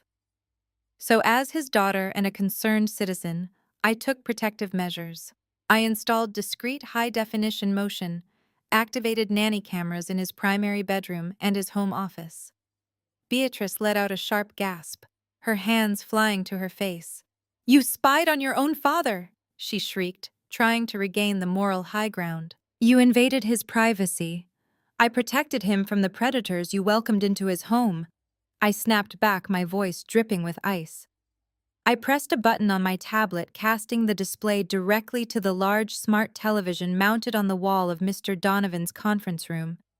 The screen flickered to life, and suddenly the room was filled with a crisp, undeniable 4K resolution video. The footage showed my father's bedroom. It was a Tuesday afternoon exactly 6 months ago. The timestamp in the corner of the screen confirmed the exact date and time. My father looked incredibly frail, swallowed by the massive medical bed hooked up to oxygen and an intravenous drip. The room was silent except for the rhythmic beeping of the heart monitor. Then the bedroom door opened. Jamal walked into the frame. The swaggering, arrogant venture capitalist was completely absent. In the video, he looked desperate, sweating and glancing nervously over his shoulder before closing the door firmly behind him. The audio kicked in crystal clear and horrifyingly intimate. We watched as Jamal approached the bed. He did not ask how my father was feeling. He did not offer comfort. He reached into his designer briefcase and pulled out the red folder I had just placed on the conference table minutes ago. "Wake up, old man," the digital Jamal hissed on the screen. He aggressively shook my father's frail shoulder. My father groaned, his eyes fluttering open, confused and heavily medicated. He mumbled something unintelligible, clearly disoriented by the morphine. "I need you to sign this right now," Jamal demanded in the video. He shoved the legal document into my father's face. "The syndicate is going to break my legs if I do not give them collateral today. You are dying anyway. You do not need the house." My father tried to push the paper away with a trembling, bruised hand. "No," my father whispered on the recording, his voice incredibly weak. "The house is for the girls. Leave me alone." The Jamal on the television screen snarled. He did not back down. He leaned over the bed, using his physical size to completely trap the dying man. He grabbed my father's right wrist with a violent bruising force. "You are going to sign this, or I swear to God I will make sure Stephanie cuts the life support funding." Jamal threatened, his voice dropping to a vicious, cruel growl. "I will drain every account you have left and throw your wife out on the street. Sign the paper." We watched in absolute horror as Jamal forcefully wrapped my father's fingers around a pen. He physically guided the frail hand across the signature line, pressing down so hard the paper nearly tore. My father whimpered in pain, his eyes rolling back, as the exertion and fear overwhelmed his heavily medicated system. Jamal snatched the paper away the second the jagged signature was complete, leaving my father gasping for air on the pillows. The video ended. The smart television screen went black. The silence in the law office was absolute, thick and suffocating. The performance my family had just given the police was completely destroyed. There was no spinning this. There was no claiming it was a manipulated spreadsheet or a complex accounting trick. It was high-definition, undeniable proof of a brutal physical and financial assault on a dying man. Officer Miller slowly lowered the steel handcuffs he had been holding. He turned his head and looked directly at Jamal. The officer's expression had hardened into pure professional disgust. Officer Davis unclipped the radio from his belt, his eyes never leaving Jamal's sweating, terrified face. Stephanie was shaking violently. She backed away from her husband as if he had suddenly caught fire. She had wanted the mansion and she had been willing to throw me in prison to get it, but seeing the violent, cowardly reality of how Jamal had secured her inheritance broke her completely. Jamal raised his hands, palms facing outward, backing slowly toward the heavy oak doors. "Officers, you do not understand," he stammered, his voice pitching upward in sheer panic. "That video is out of context. He owed me money. I was just helping him manage his estate." "You are done talking." Officer Miller stated, his voice a low, dangerous rumble. He stepped forward, intercepting Jamal before he could reach the door handle. I stood my ground next to the mahogany table, looking at the stunned, defeated faces of the people who had just tried to destroy my life. The digital trail was absolute. The visual evidence was irrefutable. My forensic accounting had brought the financial fraud to light, but the hidden camera footage had delivered the lethal blow. I watched as the officers closed in on the man who thought he could outsmart me. The heavy silence in the law office fractured the exact moment Officer Miller took a deliberate step toward Jamal. The visual evidence had completely incinerated the fabricated narrative my family had spent the last hour trying to sell to the authorities. My tablet screen had gone black, but the echo of my father gasping for air seemed to linger in the polished space. I watched as the officers closed in on the man who thought he could outsmart me. Jamal retreated another step, his expensive leather shoes squeaking against the hardwood floor just past the Persian rug. He raised both hands in front of his chest, palms facing the approaching officers, wearing a mask of pure panic. "Officers, you have to listen to me," Jamal pleaded, his voice cracking and rising. "That footage is manipulated. She is trying to frame me. I am a legitimate venture capitalist. I have a family. I have a reputation in this city. You cannot just arrest me based on a video she produced. I demand to speak to my attorney right now." Officer Davis unhooked his handcuffs from his belt, the metallic clinking sound ringing out sharp and clear. "Sir, you need to turn around and place your hands behind your back," Officer Davis commanded. His tone was devoid of the polite patience he had shown earlier. "You are being detained on suspicion of elder abuse and fraud. Turn around now." Stephanie pressed her back against the far wall, her hands clamped tightly over her mouth. She watched her powerful husband, the man whose wealth and status she had constantly weaponized against me, unravel completely. Beatrice stood frozen near the shattered remains of the champagne glass, her eyes darting frantically between the police and the door, searching for a non-existent escape hatch from this nightmare. "I am not going anywhere with you," Jamal barked, his panic rapidly morphing into a cornered, volatile rage. "Do you know who I am? Do you know who my friends are? You are making a massive mistake. I will have your badges for this. I will sue this entire department." Officer Miller closed the distance in 2 rapid strides. "Mr. Vance, this is your final warning," the officer stated, reaching out to grasp Jamal by the shoulder. "Comply immediately, or you will face additional charges for resisting arrest." The moment the officer's hand made contact with his custom-tailored suit jacket, Jamal snapped. The illusion of the sophisticated businessman evaporated, revealing the desperate, violent fraudster beneath. With a sudden, explosive burst of adrenaline, Jamal violently shoved Officer Miller backward. The sudden movement caught the officer off guard, sending him stumbling against a heavy leather armchair. Jamal lunged toward the heavy oak doors, choosing flight over compliance. He was desperate to escape the trap he had built for himself. He did not make it far. Officer Davis reacted with lightning speed. He lunged forward, grabbing a handful of Jamal's expensive suit jacket. Jamal twisted fiercely, trying to break free, throwing a wild, uncoordinated elbow backward. The blow glanced off the officer's shoulder, escalating the confrontation from a standard detention into an active physical altercation inside an upscale probate law office. "Stop resisting," Officer Davis shouted, wrapping his arms securely around Jamal's torso. Officer Miller recovered his balance instantly and charged back into the fray. Together, the 2 officers overpowered the flailing, desperate man. They grabbed Jamal by his arms and used his forward momentum against him, pivoting sharply. Jamal was lifted entirely off his feet. With a tremendous bone-rattling crash, the officers slammed Jamal face first onto the center of Mr. Donovan's massive mahogany conference table. The impact shook the entire room. The remaining intact champagne flute toppled over, rolling off the edge and shattering on the floor. Jamal's cheek ground against the polished wood where the inheritance waiver had sat just moments before.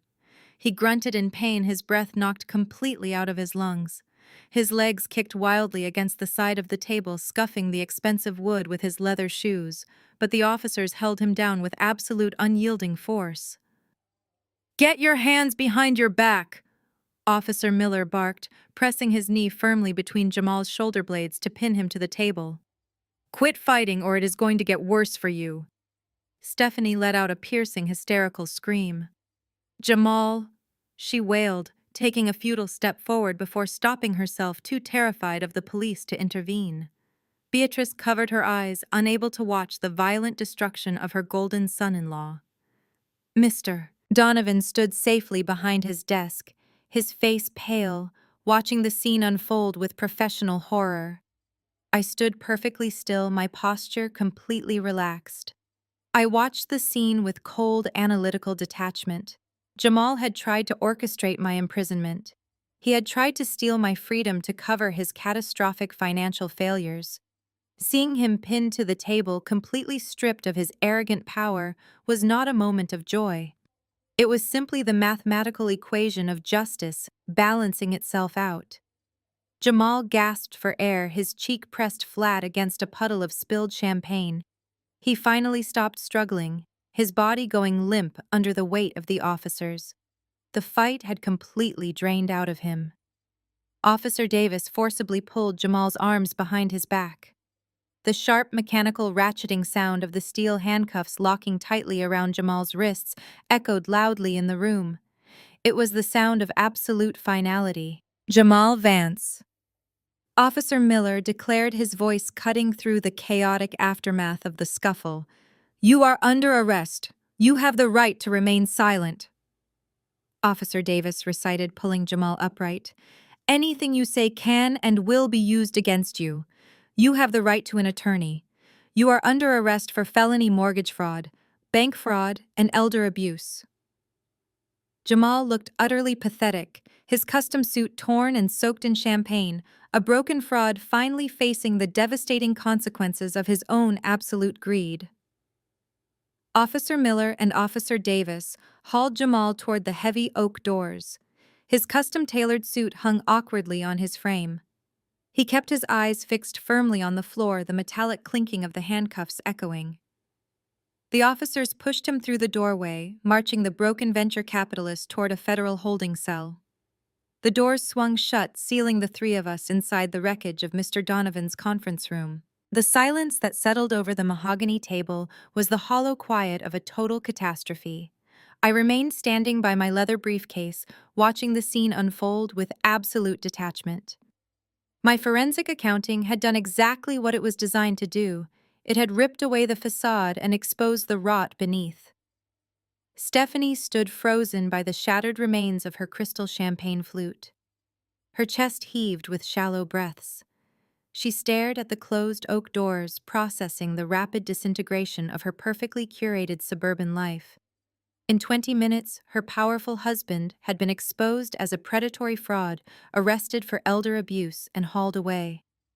More terrifyingly, the $4 million Beacon Hill mansion she coveted was now a lethal financial anchor. It was tied to a massive debt to a violent underground syndicate that would undoubtedly foreclose on her within the week. She had absolutely nothing left. Beatrice let out a low wail. The illusion she had fiercely protected had evaporated. Her golden son-in-law was a criminal. Her favorite daughter was facing total financial ruin. I expected Stephanie to collapse, to fall to her knees and weep. But Stephanie was a survivor in the most parasitic sense. The shock began to wear off, and I watched the sheer, calculating greed return to her eyes. She violently wiped away the few genuine tears that had escaped her mascara. The weeping, traumatized wife vanished instantly, replaced by a cornered opportunist looking for her next lifeline. She turned her head slowly, her gaze locking onto me. The malice in her expression was palpable.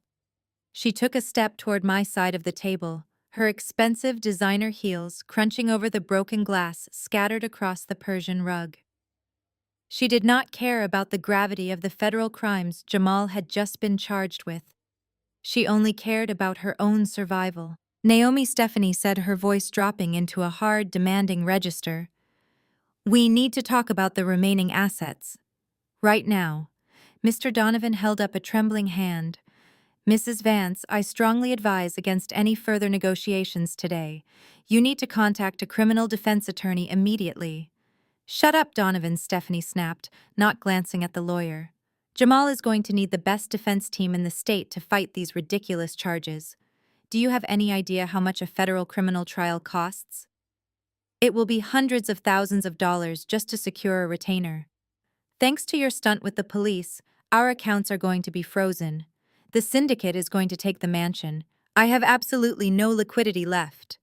Beatrice moved to stand right behind Stephanie. The enabling mother had found her new mission. Listen to your sister, Naomi, Beatrice commanded. Jamal made a terrible mistake, but he is still family. You cannot let him rot in a prison cell while his children suffer the public humiliation of a trial. You have to help us fix this immediately. I looked at them, genuinely marveling at the boundless depth of their entitlement. They had just tried to frame me for felony mortgage fraud to save their own skins. Now, less than 5 minutes after the police had dragged the actual criminal away, they were demanding I fund his legal defense. And how exactly do you propose I fix this? I asked, my voice perfectly level. You demanded the house. You signed the paperwork. You own the debt. What remaining assets are you possibly talking about? Stephanie slammed her hand flat against the mahogany table. Do not play dumb with me, Naomi. We are going to redivide the estate right now. She pointed directly at my leather briefcase. You are going to surrender the Rural Limited Liability Company and the barren land outside the city limits. You are going to sign the deed over to my name today. It is the only unencumbered asset left in Dad's portfolio. It might just be an empty plot of dirt, but it has acreage. I can sell it to a commercial developer for a few $100,000. It will pay for Jamal's legal retainers and keep my family afloat. I stared at her, letting the sheer audacity of her demand hang in the quiet room. She wanted the dirt. The same dirt she had mocked and belittled less than an hour ago. She had laughed at the idea of me owning it, insisting it suited my pathetic single lifestyle. Now that her glittering prize had turned into a financial death sentence, she wanted to snatch back the consolation prize she had so generously allowed me to keep. You want the Rural LLC, I stated, making sure I heard her correctly. You want the barren land. Yes, Stephanie demanded, her voice shrill and completely entitled. I am taking the $4.5 million debt. It is only fair that I get the remaining liquid assets to balance the scale. You set us up, Naomi. You knew the house was a trap, and you let us take it. You owe me this land. Tell Donovan to draft the transfer deed right now. Beatrice crossed her arms over her chest. It is the only logical solution, Naomi. You have your own job. You have your own savings. You do not need that empty plot of land. Your sister is facing destitution. Hand over the property deed so she can sell it and hire a lawyer for Jamal. If you refuse to do this, you are deliberately choosing to destroy this family. I stared at my mother, letting the echo of her accusation fade into the polished mahogany walls of the conference room. She stood there with her chin raised, completely oblivious to the staggering hypocrisy of her own words. In her warped reality, Jamal forging documents and stealing millions was just a simple mistake, but my refusal to surrender my inheritance to fund his defense was a deliberate betrayal. Beatrice's rigid posture began to crumble as my silence stretched on. The realization that her commanding tone was no longer effective finally pierced through her delusion. The fierce matriarch melted away, replaced by a desperate, pleading woman who was terrified of losing her social standing. She took a step toward me, her hands clasped tightly in front of her chest, her eyes brimming with a new wave of manufactured tears. Naomi, please. Beatrice begged, her voice dropping to a theatrical whisper. You have to understand what is at stake here. It is not just about Jamal. It is about our name. It is about the public humiliation this will bring down upon us. How am I supposed to show my face at the country club tomorrow? How am I supposed to sit at charity board meetings knowing everyone is whispering about my son-in-law being dragged away in handcuffs? She reached out, attempting to grasp my arm, but I stepped back smoothly, maintaining an ironclad physical boundary. Beatrice dropped her hands, her face twisting in a fleeting moment of annoyance before she forced the pleading mask into place. We will be ruined. Beatrice continued, her voice trembling. The scandal will destroy everything your father and I worked so hard to build. The suburban community is vicious, Naomi. They will tear Stephanie apart. Her children will be ostracized at their private school. We need to hire the best crisis management firm and criminal defense attorneys. That requires immediate liquidity. You have to give us that land. It is the only way to save us from total financial annihilation. I looked from my pleading mother to my sister. Stephanie had stopped crying entirely.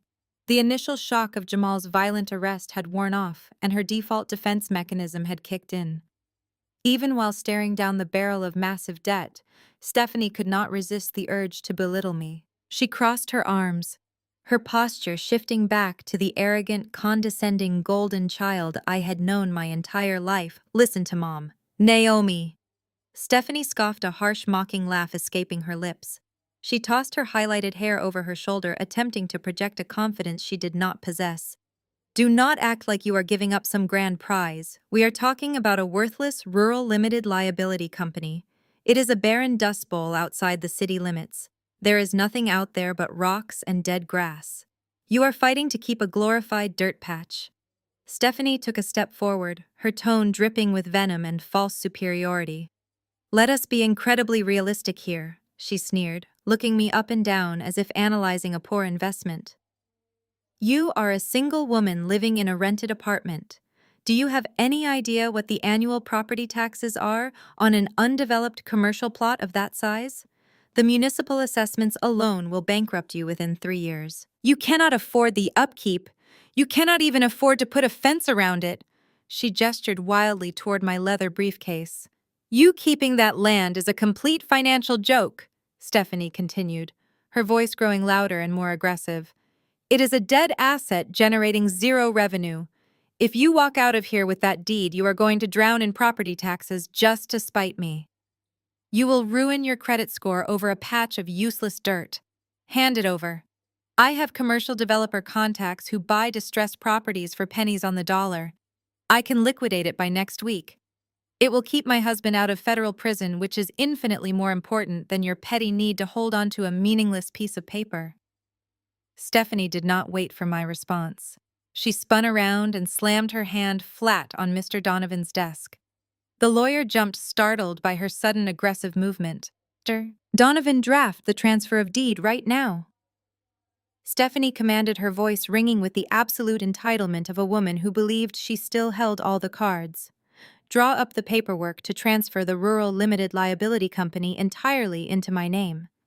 Naomi is surrendering the asset. We will sign it right here, right now, before I leave this office to bail my husband out of jail. Do it. Mr. Donovan looked at Stephanie, then shifted his gaze to me. His professional demeanor was strained to the breaking point. He was an experienced probate attorney, but he had never witnessed a family implode with such spectacular, vicious speed. He picked up his silver pen, holding it above a fresh pad, clearly waiting for my authorization, before making a single move. I remained perfectly still. I let the silence hang in the air, allowing Stephanie and Beatrice to absorb the echo of their own desperate, manipulative demands. They had spent the entire morning treating me like an ignorant pawn. They had mocked my career, insulted my lifestyle, and tried to frame me for federal crimes. Now they were demanding my property, convinced I was too naive to understand its value. They believed the land was just a barren dust bowl. They believed my father had kept it out of sentimentality. They believed Jamal was the only person who understood corporate finance. I looked at my sister, whose face was flushed with frantic, demanding rage, and my mother, who was practically vibrating with toxic anxiety. I took a slow, deep breath, preparing to permanently shatter the very last illusion they had left in this world, and reveal the absolute truth about my father's estate. I am not signing anything, I said, my voice echoing with absolute finality across the table. Mr. Donovan will not be drafting a transfer of deed today, tomorrow, or ever. Stephanie's face contorted into a mask of pure fury. She opened her mouth to scream, to launch into another tirade about her husband's impending prison sentence and imminent social ruin. But I held up a single finger, cutting her off instantly. I did not look at her. Instead, I reached into my leather briefcase and pulled out my sleek silver laptop. Beatrice let out a frustrated gasp. Naomi, this is not the time to look at your spreadsheets. Your sister's life is falling apart." I ignored my mother completely. I walked over to the large, smart television mounted on the wall of Mr. Donovan's conference room, the same screen I had used to broadcast Jamal's violent coercion of my dying father. I plugged a small cable into the side of the display, syncing my laptop to the screen. The monitor flickered to life, bathing the dim room in a cool blue light. "You and Jamal spent this entire morning mocking my career."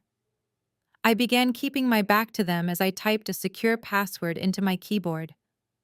"You called me a glorified bookkeeper. You claimed I had no understanding of real-world finance, capital expansion, or corporate leverage. You were so convinced your superficial country club networking made you financial titans that you never bothered to investigate the assets you were fighting over." I pressed a button, and a highly detailed, multi-layered topographical map appeared on the massive screen. It was not a standard property survey. It was a complex, geological schematic, crisscrossed with vibrant blue thermal imaging lines, red boundary markers, and dense environmental data. The specific plot of land owned by the Rural Limited Liability Company was outlined in a thick, undeniable neon green border, right in the center of the display. Stephanie crossed her arms, glaring at the screen with disdain. "What is this supposed to be?" she demanded, her voice dripping with venom. "A map of your precious dirt. Do you think showing us a colorful picture of a barren field is going to change the fact that my husband is in federal custody? It is a geological and hydrological survey," I explained calmly, turning to face my family, "and it proves exactly why you and your husband are completely financially illiterate. You looked at the surface of that rural property and saw nothing but dead grass and rocks. You assumed because it was not located in a wealthy suburban zip code, it held absolutely no value. You judged a corporate asset with the exact same superficial vanity you used to judge everything else in your life." I picked up a laser pointer from Mr. Donovan's desk and directed the red dot to the center of the neon green boundary on the screen. "The value of this land is not on the surface," I stated, tracing the massive sprawling blue thermal patterns that flowed directly underneath the property lines. "The value is located exactly 400 feet underground. You see these blue indicators? This Rural Limited Liability Company sits directly on top of a massive high-volume, naturally replenishing underground aquifer. It is one of the largest and most pristine subterranean water sources in the entire state." Beatrice frowned, her perfectly plucked eyebrows drawing together in genuine confusion. "An aquifer?" my mother asked, her voice losing some of its aggressive edge. "You mean a, well, Naomi, we are facing bankruptcy and federal indictments. Why are you wasting our time talking about groundwater? Are you planning to sell bottled water to pay for Jamal's legal defense?" I let out a soft, humorless laugh. They were so tragically behind the curve of modern economics. "I am talking about the modern tech boom," I educated them, my voice projecting the absolute authority of a top-tier forensic auditor. "I am talking about the actual driving force behind the global economy. Right now, the largest technology conglomerates are racing to build massive data centers. They are constructing colossal facilities to house the servers that power artificial intelligence, cloud computing, and global digital infrastructure. These facilities are the size of small cities, and they house tens of thousands of processors working simultaneously." I clicked a button on my laptop, bringing up a secondary slide showing a massive industrial data center.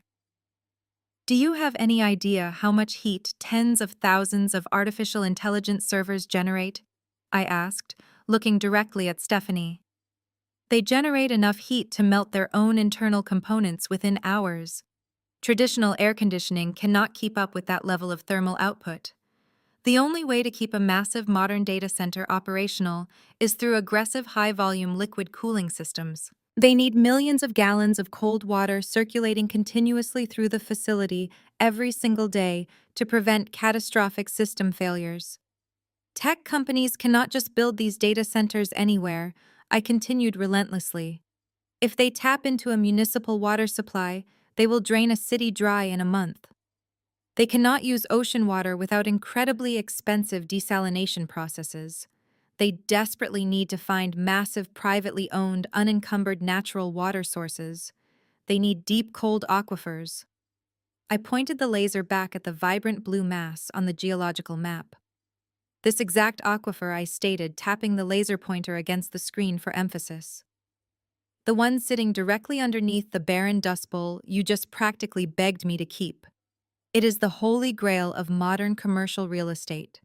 It possesses the exact volume temperature and regeneration rate required to cool a hyperscale artificial intelligence data center. It is not just dirt, Stephanie. It is the most highly sought-after, strategically critical piece of undeveloped commercial real estate in this entire region. Stephanie blinked rapidly, her mouth opening and closing as her brain desperately tried to reject the reality unfolding on the high-definition screen. She shook her head, a harsh, dismissive sound escaping her throat. "You are making this up," she insisted, her voice shrill and trembling with denial. "This is just a theory. You found a map online and you are spinning a ridiculous fantasy to make yourself feel important. Tech companies do not buy farmland from dead men." I lowered the laser pointer and walked back to the conference table, closing the distance between us. "It is not a fantasy, Stephanie," I said, my tone dropping to a deadly quiet register. "And they did not buy it from a dead man. They bought it from a visionary. Our father knew exactly what he possessed." Beatrice gasped, taking a stumbling step backward. "Your father knew about this water?" my mother asked, her eyes darting between me and the glowing geological map. "But he never said a word to Jamal. He never mentioned a commercial tech deal at family dinners." "Of course he did not mention it to Jamal," I countered, staring directly into my mother's horrified eyes. "Dad was sick, but he was never stupid. He saw right through your golden son-in-law from day one.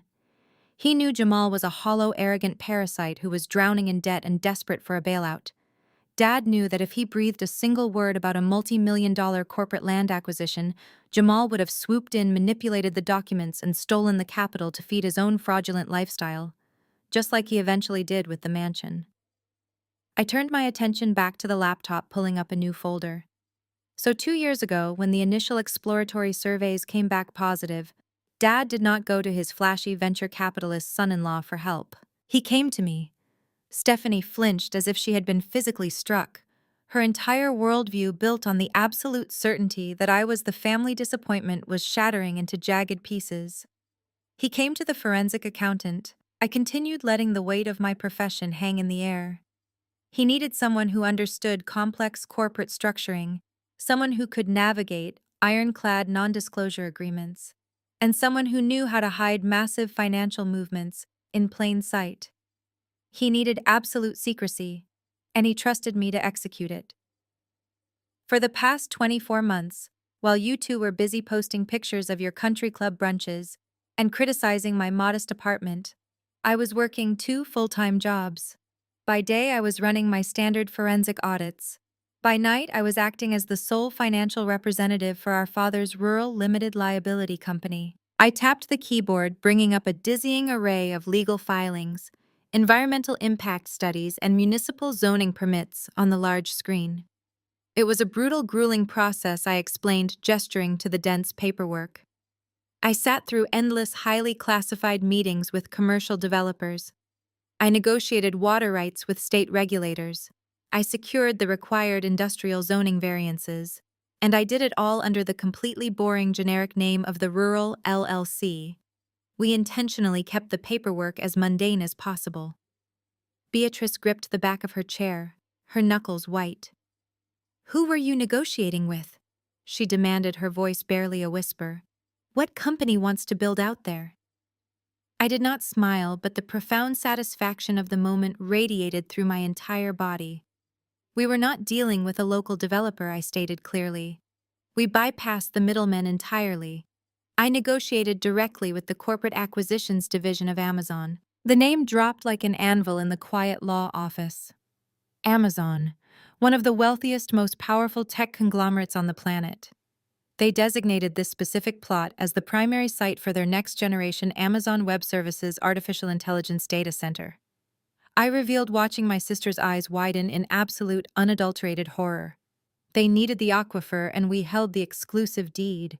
They offered a premium expedited buyout to lock out their competitors. I looked at Mr. Donovan, who was staring at the screen with an expression of profound professional awe.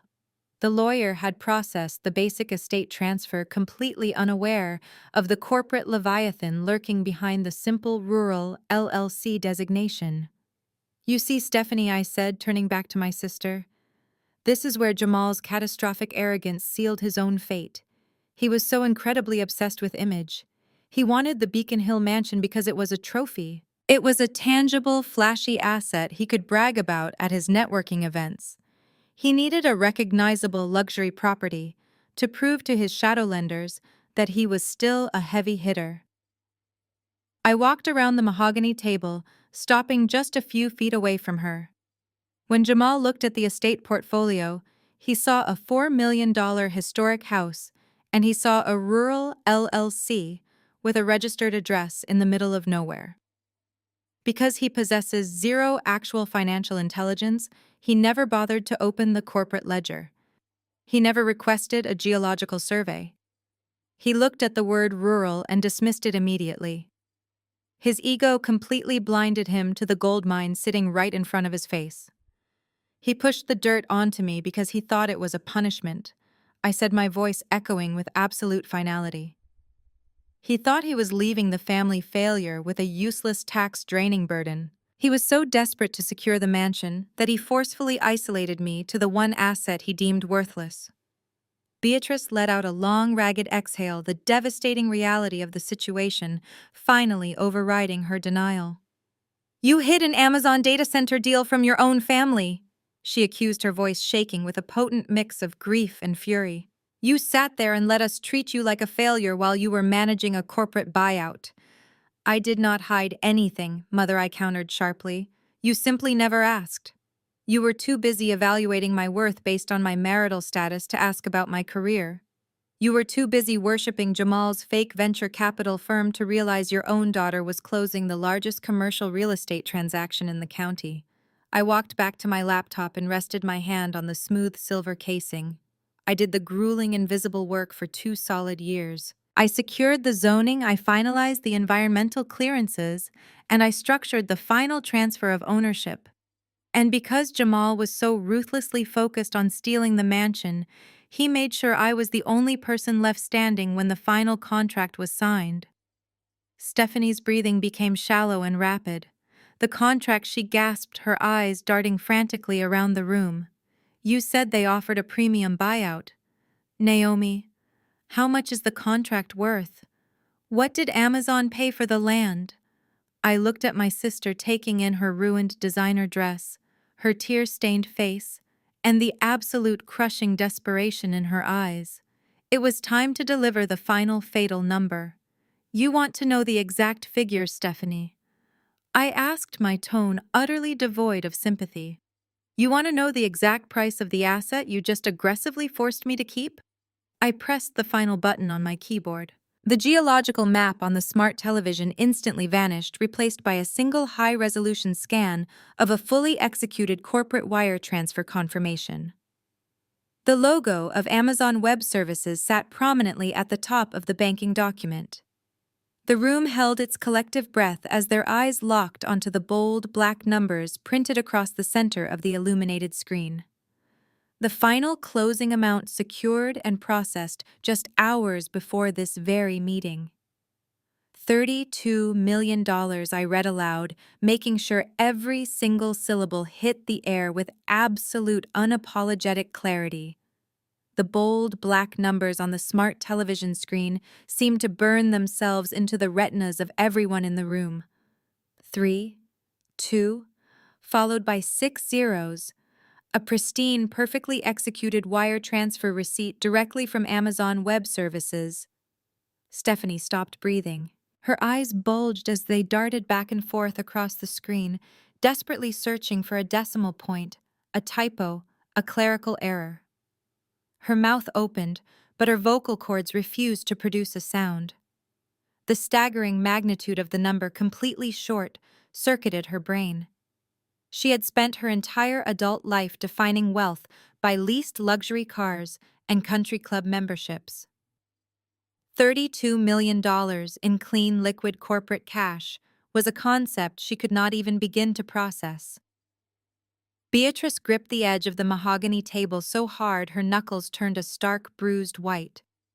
Her perfectly styled hair seemed to lose its bounce, and her posture collapsed. 32 million, my mother whispered the words, scraping against her throat like sandpaper. Naomi, that is impossible. That is a corporate buyout. You are just a single accountant. You cannot possibly manage a transaction of that size. I stepped away from the screen and walked back to my leather briefcase. I can and I did, I corrected her, my voice radiating cold authority. The deal officially closed at 8 o'clock this morning. While you were busy preparing your vicious little speeches to insult my lifestyle, I was on a secure conference call with Seattle. The funds have already cleared. They are currently sitting in a heavily encrypted escrow account tied exclusively to the Rural Limited Liability Company, the exact same company you just spent the last hour mocking. Stephanie finally found her breath sucking in air with a loud, desperate gasp. She lunged forward, her hands slapping against the polished wood of the table. "But that is Dad's company!" Stephanie shrieked, her voice cracking into a hysterical pitch. "That means it is family money. It belongs to the estate. We get half. Jamal needs that money for his lawyers. You have to transfer our half right now." I looked at my sister, genuinely marveling at her staggering lack of self-awareness. I did not raise my voice. I simply let the absolute reality of her own actions crush her. "Did you forget what happened 10 minutes ago, Stephanie?" I asked, tilting my head slightly. "Did you forget the legal document you forced me to sign? The waiver you aggressively shoved in my face? You and Jamal were so terrified of splitting the Beacon Hill mansion that you demanded a total separation of assets. You wanted the house all to yourselves. To do that, you forced me to sign a legally binding disclaimer of interest." I turned to the estate lawyer who was watching the scene with a mix of professional shock and sheer awe. "Mr. Donovan," I said, keeping my gaze locked on my sister, "could you please clarify the exact legal parameters of the waiver Stephanie just celebrated?" Mr. Donovan adjusted his glasses, his hands trembling slightly as he looked at his legal pad. "The waiver is absolute and irrevocable," the lawyer stated, his voice echoing in the quiet room. "By executing the document through the state registry portal, Naomi formally surrendered all claims to the primary residential estate. In return, the remaining secondary asset, which is the Rural Limited Liability Company, became her sole and exclusive inheritance." The lawyer paused, looking directly at Stephanie. "It means she owns the company 100%. You isolated her to that specific asset. Therefore, Naomi is the sole exclusive and unchallengeable legal beneficiary of the $32 million payout. You have absolutely no claim to a single cent of it, Mrs. Vance." Stephanie staggered backward, as if she had been physically struck in the chest. Her designer heels caught on the edge of the Persian rug, and she fell hard into her leather chair. She stared at me, her face contorting into a mask of pure, unadulterated agony. She had built her entire identity on being the superior, wealthy sister. Now she was staring at the woman she had relentlessly bullied, realizing that I was now richer than she could have ever dreamed of becoming. "You did this on purpose," Beatrice wailed, pointing a trembling finger at me. Her maternal facade was entirely gone, replaced by the vicious, venomous entitlement she had always harbored. "You knew that land was worth millions. You sat there and let Jamal take the house with the debt. You manipulated us into giving you the fortune. You stole from your own family." "I did not steal anything," I replied, my tone dropping to a deadly quiet register. "I brought my father's legal paperwork to this office today, fully prepared to divide everything equally.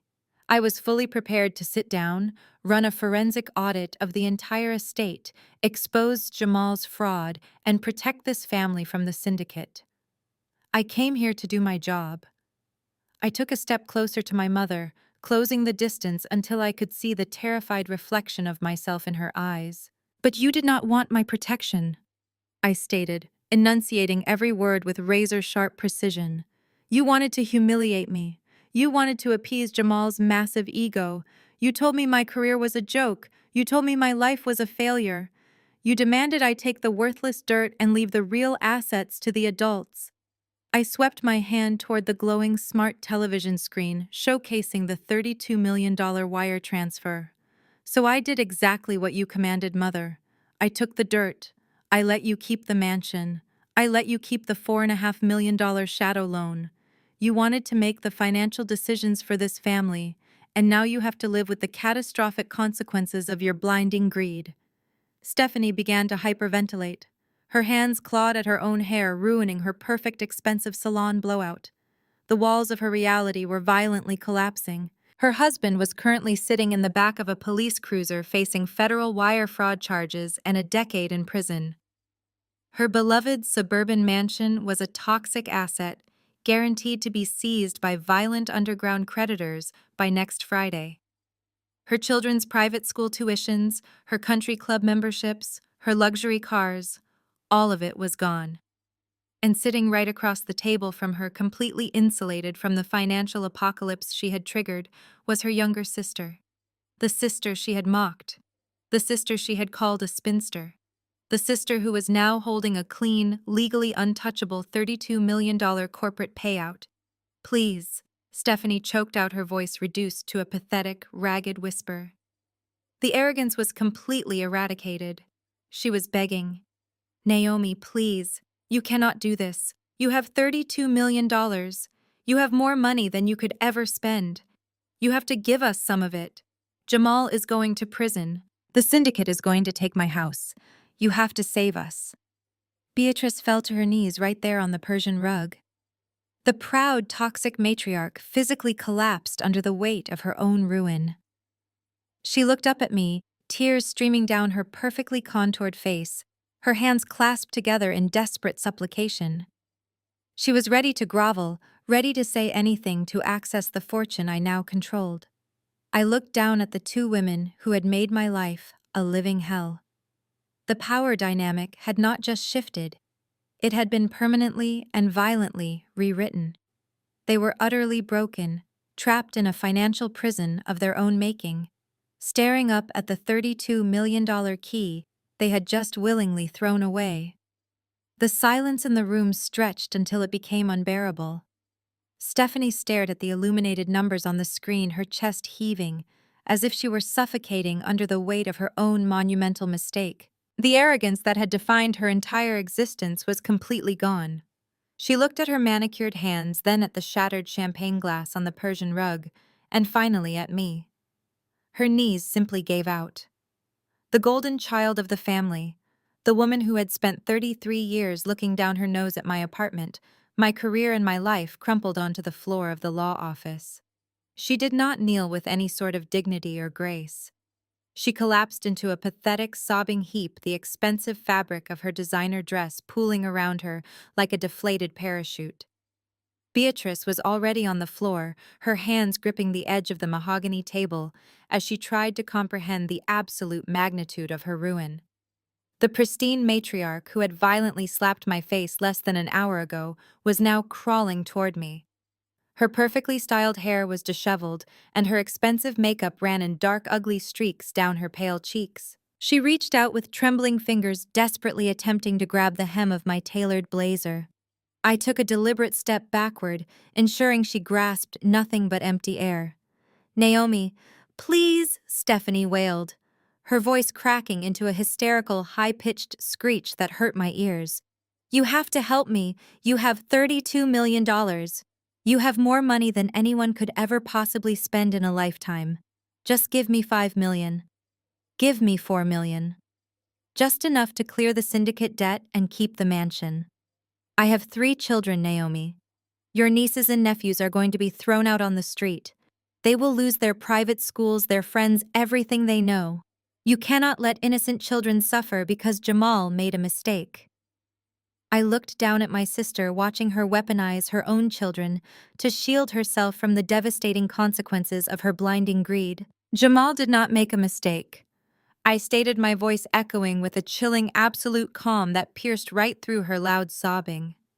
He committed multiple federal felonies. He forged highly sensitive legal documents. He brutally assaulted our dying father. And you cheered him on. You demanded I surrender my inheritance to fund his fake venture capital empire. Your children are not losing their home because of me. They are losing their home because their parents are arrogant, predatory frauds. Beatrice let out a loud, agonizing sob, pressing her forehead against the hard floorboards before looking back up at me with wild, frantic eyes. Naomi, listen to your heart. My mother pleaded, her voice thick with manufactured desperation and terror. We are your family. Blood is thicker than water. We have had our extreme disagreements, yes, but at the end of the day, we only have each other. You cannot walk away from your own flesh and blood when we are facing total, inescapable financial destruction. I am your mother. I gave you life. You owe us your absolute loyalty. My gaze locked onto the woman who had allowed my brother-in-law to humiliate me, who had actively participated in a conspiracy to frame me for elder abuse, and who had physically struck me when her golden son-in-law was rightfully exposed. You want to talk about blood, mother? I asked, the sheer audacity of her statement fueling the icy fire burning deep in my chest. Where was your loyalty to your blood when you slapped me across the face? Where was your loyalty when you lied to the police officers, fully prepared to send your own daughter to a federal prison to protect Jamal? You were perfectly willing to let me rot in a concrete cell for 10 years so Stephanie could keep her precious country club membership. Stephanie grabbed the wooden leg of my chair, pulling herself up slightly from the Persian rug. I will do anything, Naomi, my sister choked out, her face a complete mask of ruined vanity. I will sign whatever legal contracts you want. I will publicly apologize to you. I will get on my knees in front of the entire extended family and admit I was wrong. Just write a check right now. It is absolutely nothing to you now. A few $1,000,000 is just pocket change for you. Please, I am begging you. Do not let those violent criminals take my entire life away. I did not flinch. I did not soften. The basic human empathy they were so desperately trying to extract from me had been systematically murdered by decades of their endless emotional abuse. You are right about one thing, Stephanie, I replied, staring down at her tear-streaked, pathetic face. A few $1,000,000 is pocket change to me now. But I would rather set that money on fire and watch it burn than give a single cent of it to people who view me as disposable. You both made your final choices today. You chose to value social status over personal integrity. You chose to value a criminal over your own sister and daughter. I turned slightly to look at Mr. Donovan. The seasoned estate lawyer was sitting completely still behind his desk, watching the chaotic scene with wide, shocked eyes. The extreme level of groveling happening on his expensive Persian rug was unprecedented in his long, storied legal career. Mr. Donovan, I said smoothly, could you please verbally confirm the current status of the estate liabilities for my mother and sister? The lawyer swallowed hard nervously, adjusting his glasses before looking directly at my sister. As of today, he stated firmly, Mrs. Vance is exclusively responsible for the massive hidden debt attached to the property. Naomi holds absolutely no legal or financial obligation to assist you with catastrophic debt today. The lawyer's words hung in the heavy air of the conference room, absolute and final. I looked down at the two women groveling on the expensive Persian rug. The icy detachment spreading through my veins was a profound, liberating sensation. I did not feel a single ounce of pity. I did not feel the familiar crushing weight of familial obligation that had suffocated me for 33 entire years. I only felt the cold, hard clarity of a woman who had just successfully amputated a severely gangrenous limb. The emotional blackmail they had relied on for decades had completely lost its power over me. Get up, Beatrice, I commanded, my voice slicing through her pathetic theatrical sobbing with surgical precision. Stop crawling on the floor like a wounded animal. It is incredibly embarrassing to watch, and it will not change a single thing about your current reality. My mother stopped reaching for my shoes, but she did not stand. She remained on her knees, her tear-streaked face tilted upward in an expression of desperate disbelief. You cannot do this to your own mother, she wept, her voice trembling with a lifetime of toxic entitlement. You owe me, Naomi. I brought you into this world. I raised you. You brought me into this world. And then you spent 3 decades trying to make me feel completely worthless, I replied, stepping around her to retrieve my leather briefcase from the mahogany table. Do not dare invoke the sanctity of motherhood now that you are looking straight down the barrel of total financial ruin. You love to loudly proclaim that blood is thicker than water, but you use blood as an excuse to be a relentless parasite. You use the concept of family as a weapon to demand absolute compliance, unquestioning financial sacrifice, and total submission to your warped narcissistic narrative. I snapped the brass latches of my briefcase shut, the sharp clicking sound making my mother flinch violently. You sat right there and watched Jamal physically assault my dying father on high-definition video, and your very first instinct was to slap my face for exposing his crimes. You lied to the police officers fully prepared to send your own daughter to a federal penitentiary for 10 years just to protect a man who was actively bankrupting your estate. You are a parasite mother. You fed on my father's hard work, you fed on Jamal's fake prestigious lifestyle, and now you eagerly want to attach yourself to my $32 million contract. I am establishing an iron boundary right here, right now. You will never see a single cent of my money. You will not see a dime for your housing, not a penny for your exclusive country club dues, and absolutely nothing to maintain your pathetic suburban facade. Beatrice let out a strangled, agonizing wail, burying her face in her manicured hands as the devastating reality of her permanent excommunication finally took hold. I turned my cold gaze to Stephanie.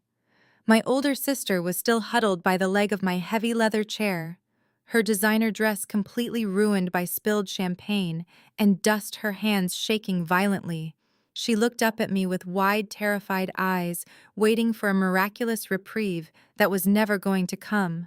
"And you, Stephanie," I said, dropping my voice to a lethal quiet register that forced her to listen to every single word. "You enthusiastically dug your own grave today. You grabbed a shovel and you gleefully dug a $4.5 million hole because your toxic vanity demanded it. You were so incredibly desperate to prove you were superior to me that you deliberately blinded yourself to every single financial red flag staring you in the face. You mocked my accounting career. You relentlessly insulted my single lifestyle. You called the rural land a barren dust bowl and laughed out loud at the thought of me struggling to pay the property taxes." Stephanie squeezed her eyes shut tightly, shaking her head back and forth as if she could physically reject the crushing weight of my words. "I am sorry," she choked out, her voice a ragged, broken whisper. "I was wrong, Naomi. I was so wrong about everything. Please save us. Your apologies are just as morally bankrupt as your husband's fake venture capital firm," I stated coldly, showing absolutely zero mercy. "You are not actually sorry for the decades of cruelty you inflicted on me. You are not sorry for constantly treating me like a pathetic failure. You are only sorry that the asset you aggressively fought for turned out to be a lethal radioactive liability. You fiercely wanted the Beacon Hill mansion because it was a giant shiny trophy. You wanted to host your shallow friends and loudly brag about your massive inheritance. Well, now you get to host the violent underground syndicate creditors when they arrive at your doorstep to aggressively foreclose on your entire life. You chose Jamal. You chose the fake financial facade. You aggressively demanded the house. You have to live with the catastrophic consequences of your blinding, relentless greed." Stephanie let out a loud, visceral scream, violently slamming her bare hands against the hardwood floor. "But my children," she shrieked, playing her absolute final desperate card. "You are their aunt. You have $32 million sitting in an escrow account. Are you really going to let 3 innocent children be thrown out onto the freezing street?" I looked down at her with icy detachment. "I will establish a heavily guarded trust fund strictly for my nieces and nephews' basic education. However, neither you, Jamal, nor Beatrice will ever see a single cent of it." I picked up my briefcase and walked out the heavy oak doors, leaving them screaming in the ruins of their greed. The heavy oak doors clicked shut behind me, instantly cutting off the frantic, hysterical wailing of my mother and sister. The sudden silence in the reception area was absolute. I walked past the stunned receptionist, giving her a polite professional nod, and stepped into the waiting elevator. As the polished stainless steel doors slid closed, I looked at my reflection in the cold metal. My posture was perfectly straight. My breathing was slow, measured, and steady. I stepped out of the high-rise corporate building and into the crisp, cool air of downtown Boston. I took a deep breath, filling my lungs with the intoxicating scent of absolute freedom. The invisible, suffocating chains of familial obligation that had wrapped tightly around my throat for 33 years had finally been shattered into dust. I hailed a yellow cab and directed the driver safely back to my downtown apartment. I pulled out my phone and verified the encrypted bank application one last time, watching the $32 million balance sit perfectly secure. I had a lot of packing to do and a completely new, brilliant life to build from the ground up. The subsequent months played out exactly like a masterclass in brutal, highly realistic karma. Jamal never saw the inside of a luxury corporate boardroom again. The federal prosecutors did not offer him a lenient plea deal or a reduced sentence. Thanks to the pristine, high-definition hidden camera footage of his violent assault on my dying father, combined with my comprehensive forensic audit of his complex shadow loans, the criminal case against him was an absolute slam dunk. Jamal stood in a federal courtroom permanently stripped of his custom-tailored designer suits and his arrogant, mocking smirk. He was forced to wear standard-issue institutional clothing, his wrists shackled together in front of the judge. The court showed zero mercy to a man who had viciously preyed upon a vulnerable, terminally ill relative simply to fund a fraudulent, lavish lifestyle. The judge slammed the gavel down, delivering a mandatory 10-year sentence in a federal penitentiary for mortgage fraud, bank fraud, and severe elder abuse. His fake venture capital firm was formally liquidated by the state, exposing him to his former high society friends as nothing more than a desperate predatory con artist. He was permanently banned from the financial sector, his reputation entirely and irrevocably incinerated. Stephanie and Beatrice faced a daily devastation that was entirely of their own making. The underground syndicate did not care about Stephanie's manufactured tears or my mother's perceived country club status. The exact second the acceleration clause triggered, the shadow creditors aggressively foreclosed on the Beacon Hill mansion. The seizure was swift, ruthless, and incredibly public. Stephanie's wealthy neighbors watched from their manicured lawns as aggressive collection agents towed away her luxury SUVs and hauled her expensive designer furniture out the front door to cover the immediate penalties. The elite country club immediately revoked their family memberships due to unpaid monthly dues and the highly toxic public scandal surrounding Jamal's high-profile arrest. Stripped of the massive mansion, the expensive cars, and their beloved social standing, the two women who had mercilessly mocked my rented apartment were violently forced into actual poverty. Stephanie and Beatrice had to pack whatever meager belongings they had left and move into a cramped, severely outdated Section 8 housing apartment on the extreme, undesirable outskirts of the city. There were no more Michelin star dinners or expensive charity galas. They were permanently trapped in a tiny linoleum-floored unit with peeling wallpaper and noisy radiators, forced to live together and bitterly blame each other for the catastrophic greed that had completely destroyed their lives. I kept my strict promise regarding my nieces and nephews. I established an ironclad, heavily guarded educational trust fund managed by an independent, ruthless third-party fiduciary. The trust paid directly to their private schools and covered their essential health care, ensuring the children would not suffer for their parents' massive crimes. But Stephanie and Beatrice never saw a single cent of that $32 million fortune. They were permanently locked out, legally and financially cut off from my existence forever. As they sank into the miserable, suffocating reality, they had engineered my life expanded into something brilliant, powerful, and absolutely limitless. The $32 million payout from the tech conglomerate cleared perfectly into my secured corporate accounts, generating massive daily interest. I did not buy a flashy mansion or an exotic sports car to show off to superficial neighbors. I used the massive capital to elevate my career to heights my family had confidently claimed I could never reach. I relocated to New York City and leased a sleek high-rise corner office in Manhattan with stunning floor-to-ceiling windows overlooking the entire bustling skyline. I rapidly expanded my forensic accounting practice, hiring a dedicated team of elite, highly trained investigators to track down corporate fraud and aggressively dismantle predatory financial schemes worldwide. I sat at my massive glass desk drinking premium coffee, reviewing complex audit files for massive Fortune 500 clients who respected my intellect and paid top dollar for my expertise. I was thriving in every possible metric. I was completely financially independent. I was utterly free from the toxic family ties that had actively tried to drag me down into the dirt for over 3 decades. I had built my powerful empire on pure intellect, undeniable truth, and absolute unforgiving boundaries. I turned away from the breathtaking view of the city and looked directly into the camera. Have you ever had a family member demand you sacrifice your future to fund their mistakes? How did you draw the line? Let me know in the comments below. Hit like and subscribe. If you believe that the best revenge is simply letting toxic people destroy themselves. The harrowing saga of Naomi and her deeply toxic family serves as a powerful testament to the absolute necessity of establishing ironclad personal boundaries.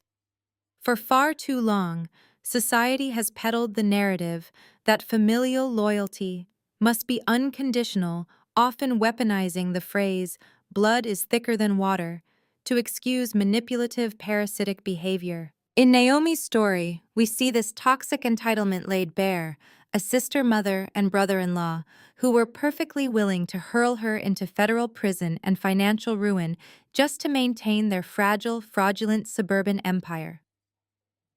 The crucial lesson here is that sharing DNA does not ever obligate you to become collateral damage for someone else's catastrophic greed or massive ego. Naomi's ultimate victory was not merely about securing a staggering multi-million-dollar corporate payout. It was fundamentally about the quiet, grueling work she did in the shadows to build her own unshakable independence. By relying strictly on her intellect, her professional skills, and her unyielding composure, she completely immunized herself against decades of emotional blackmail. When her family demanded she set her own future on fire just to keep them warm, she possessed the clarity and the leverage to simply walk away. Her journey teaches us that true emotional freedom requires us to stop desperately seeking validation from those who are fiercely committed to misunderstanding and belittling us. Instead of absorbing their cruelty, we must step back and let the natural, brutal consequences of their own actions take hold. We often trap ourselves in endless cycles of abuse because we falsely hope our abusers will eventually recognize our worth. Naomi's triumph proves that your value is inherent and you do not need permission to succeed.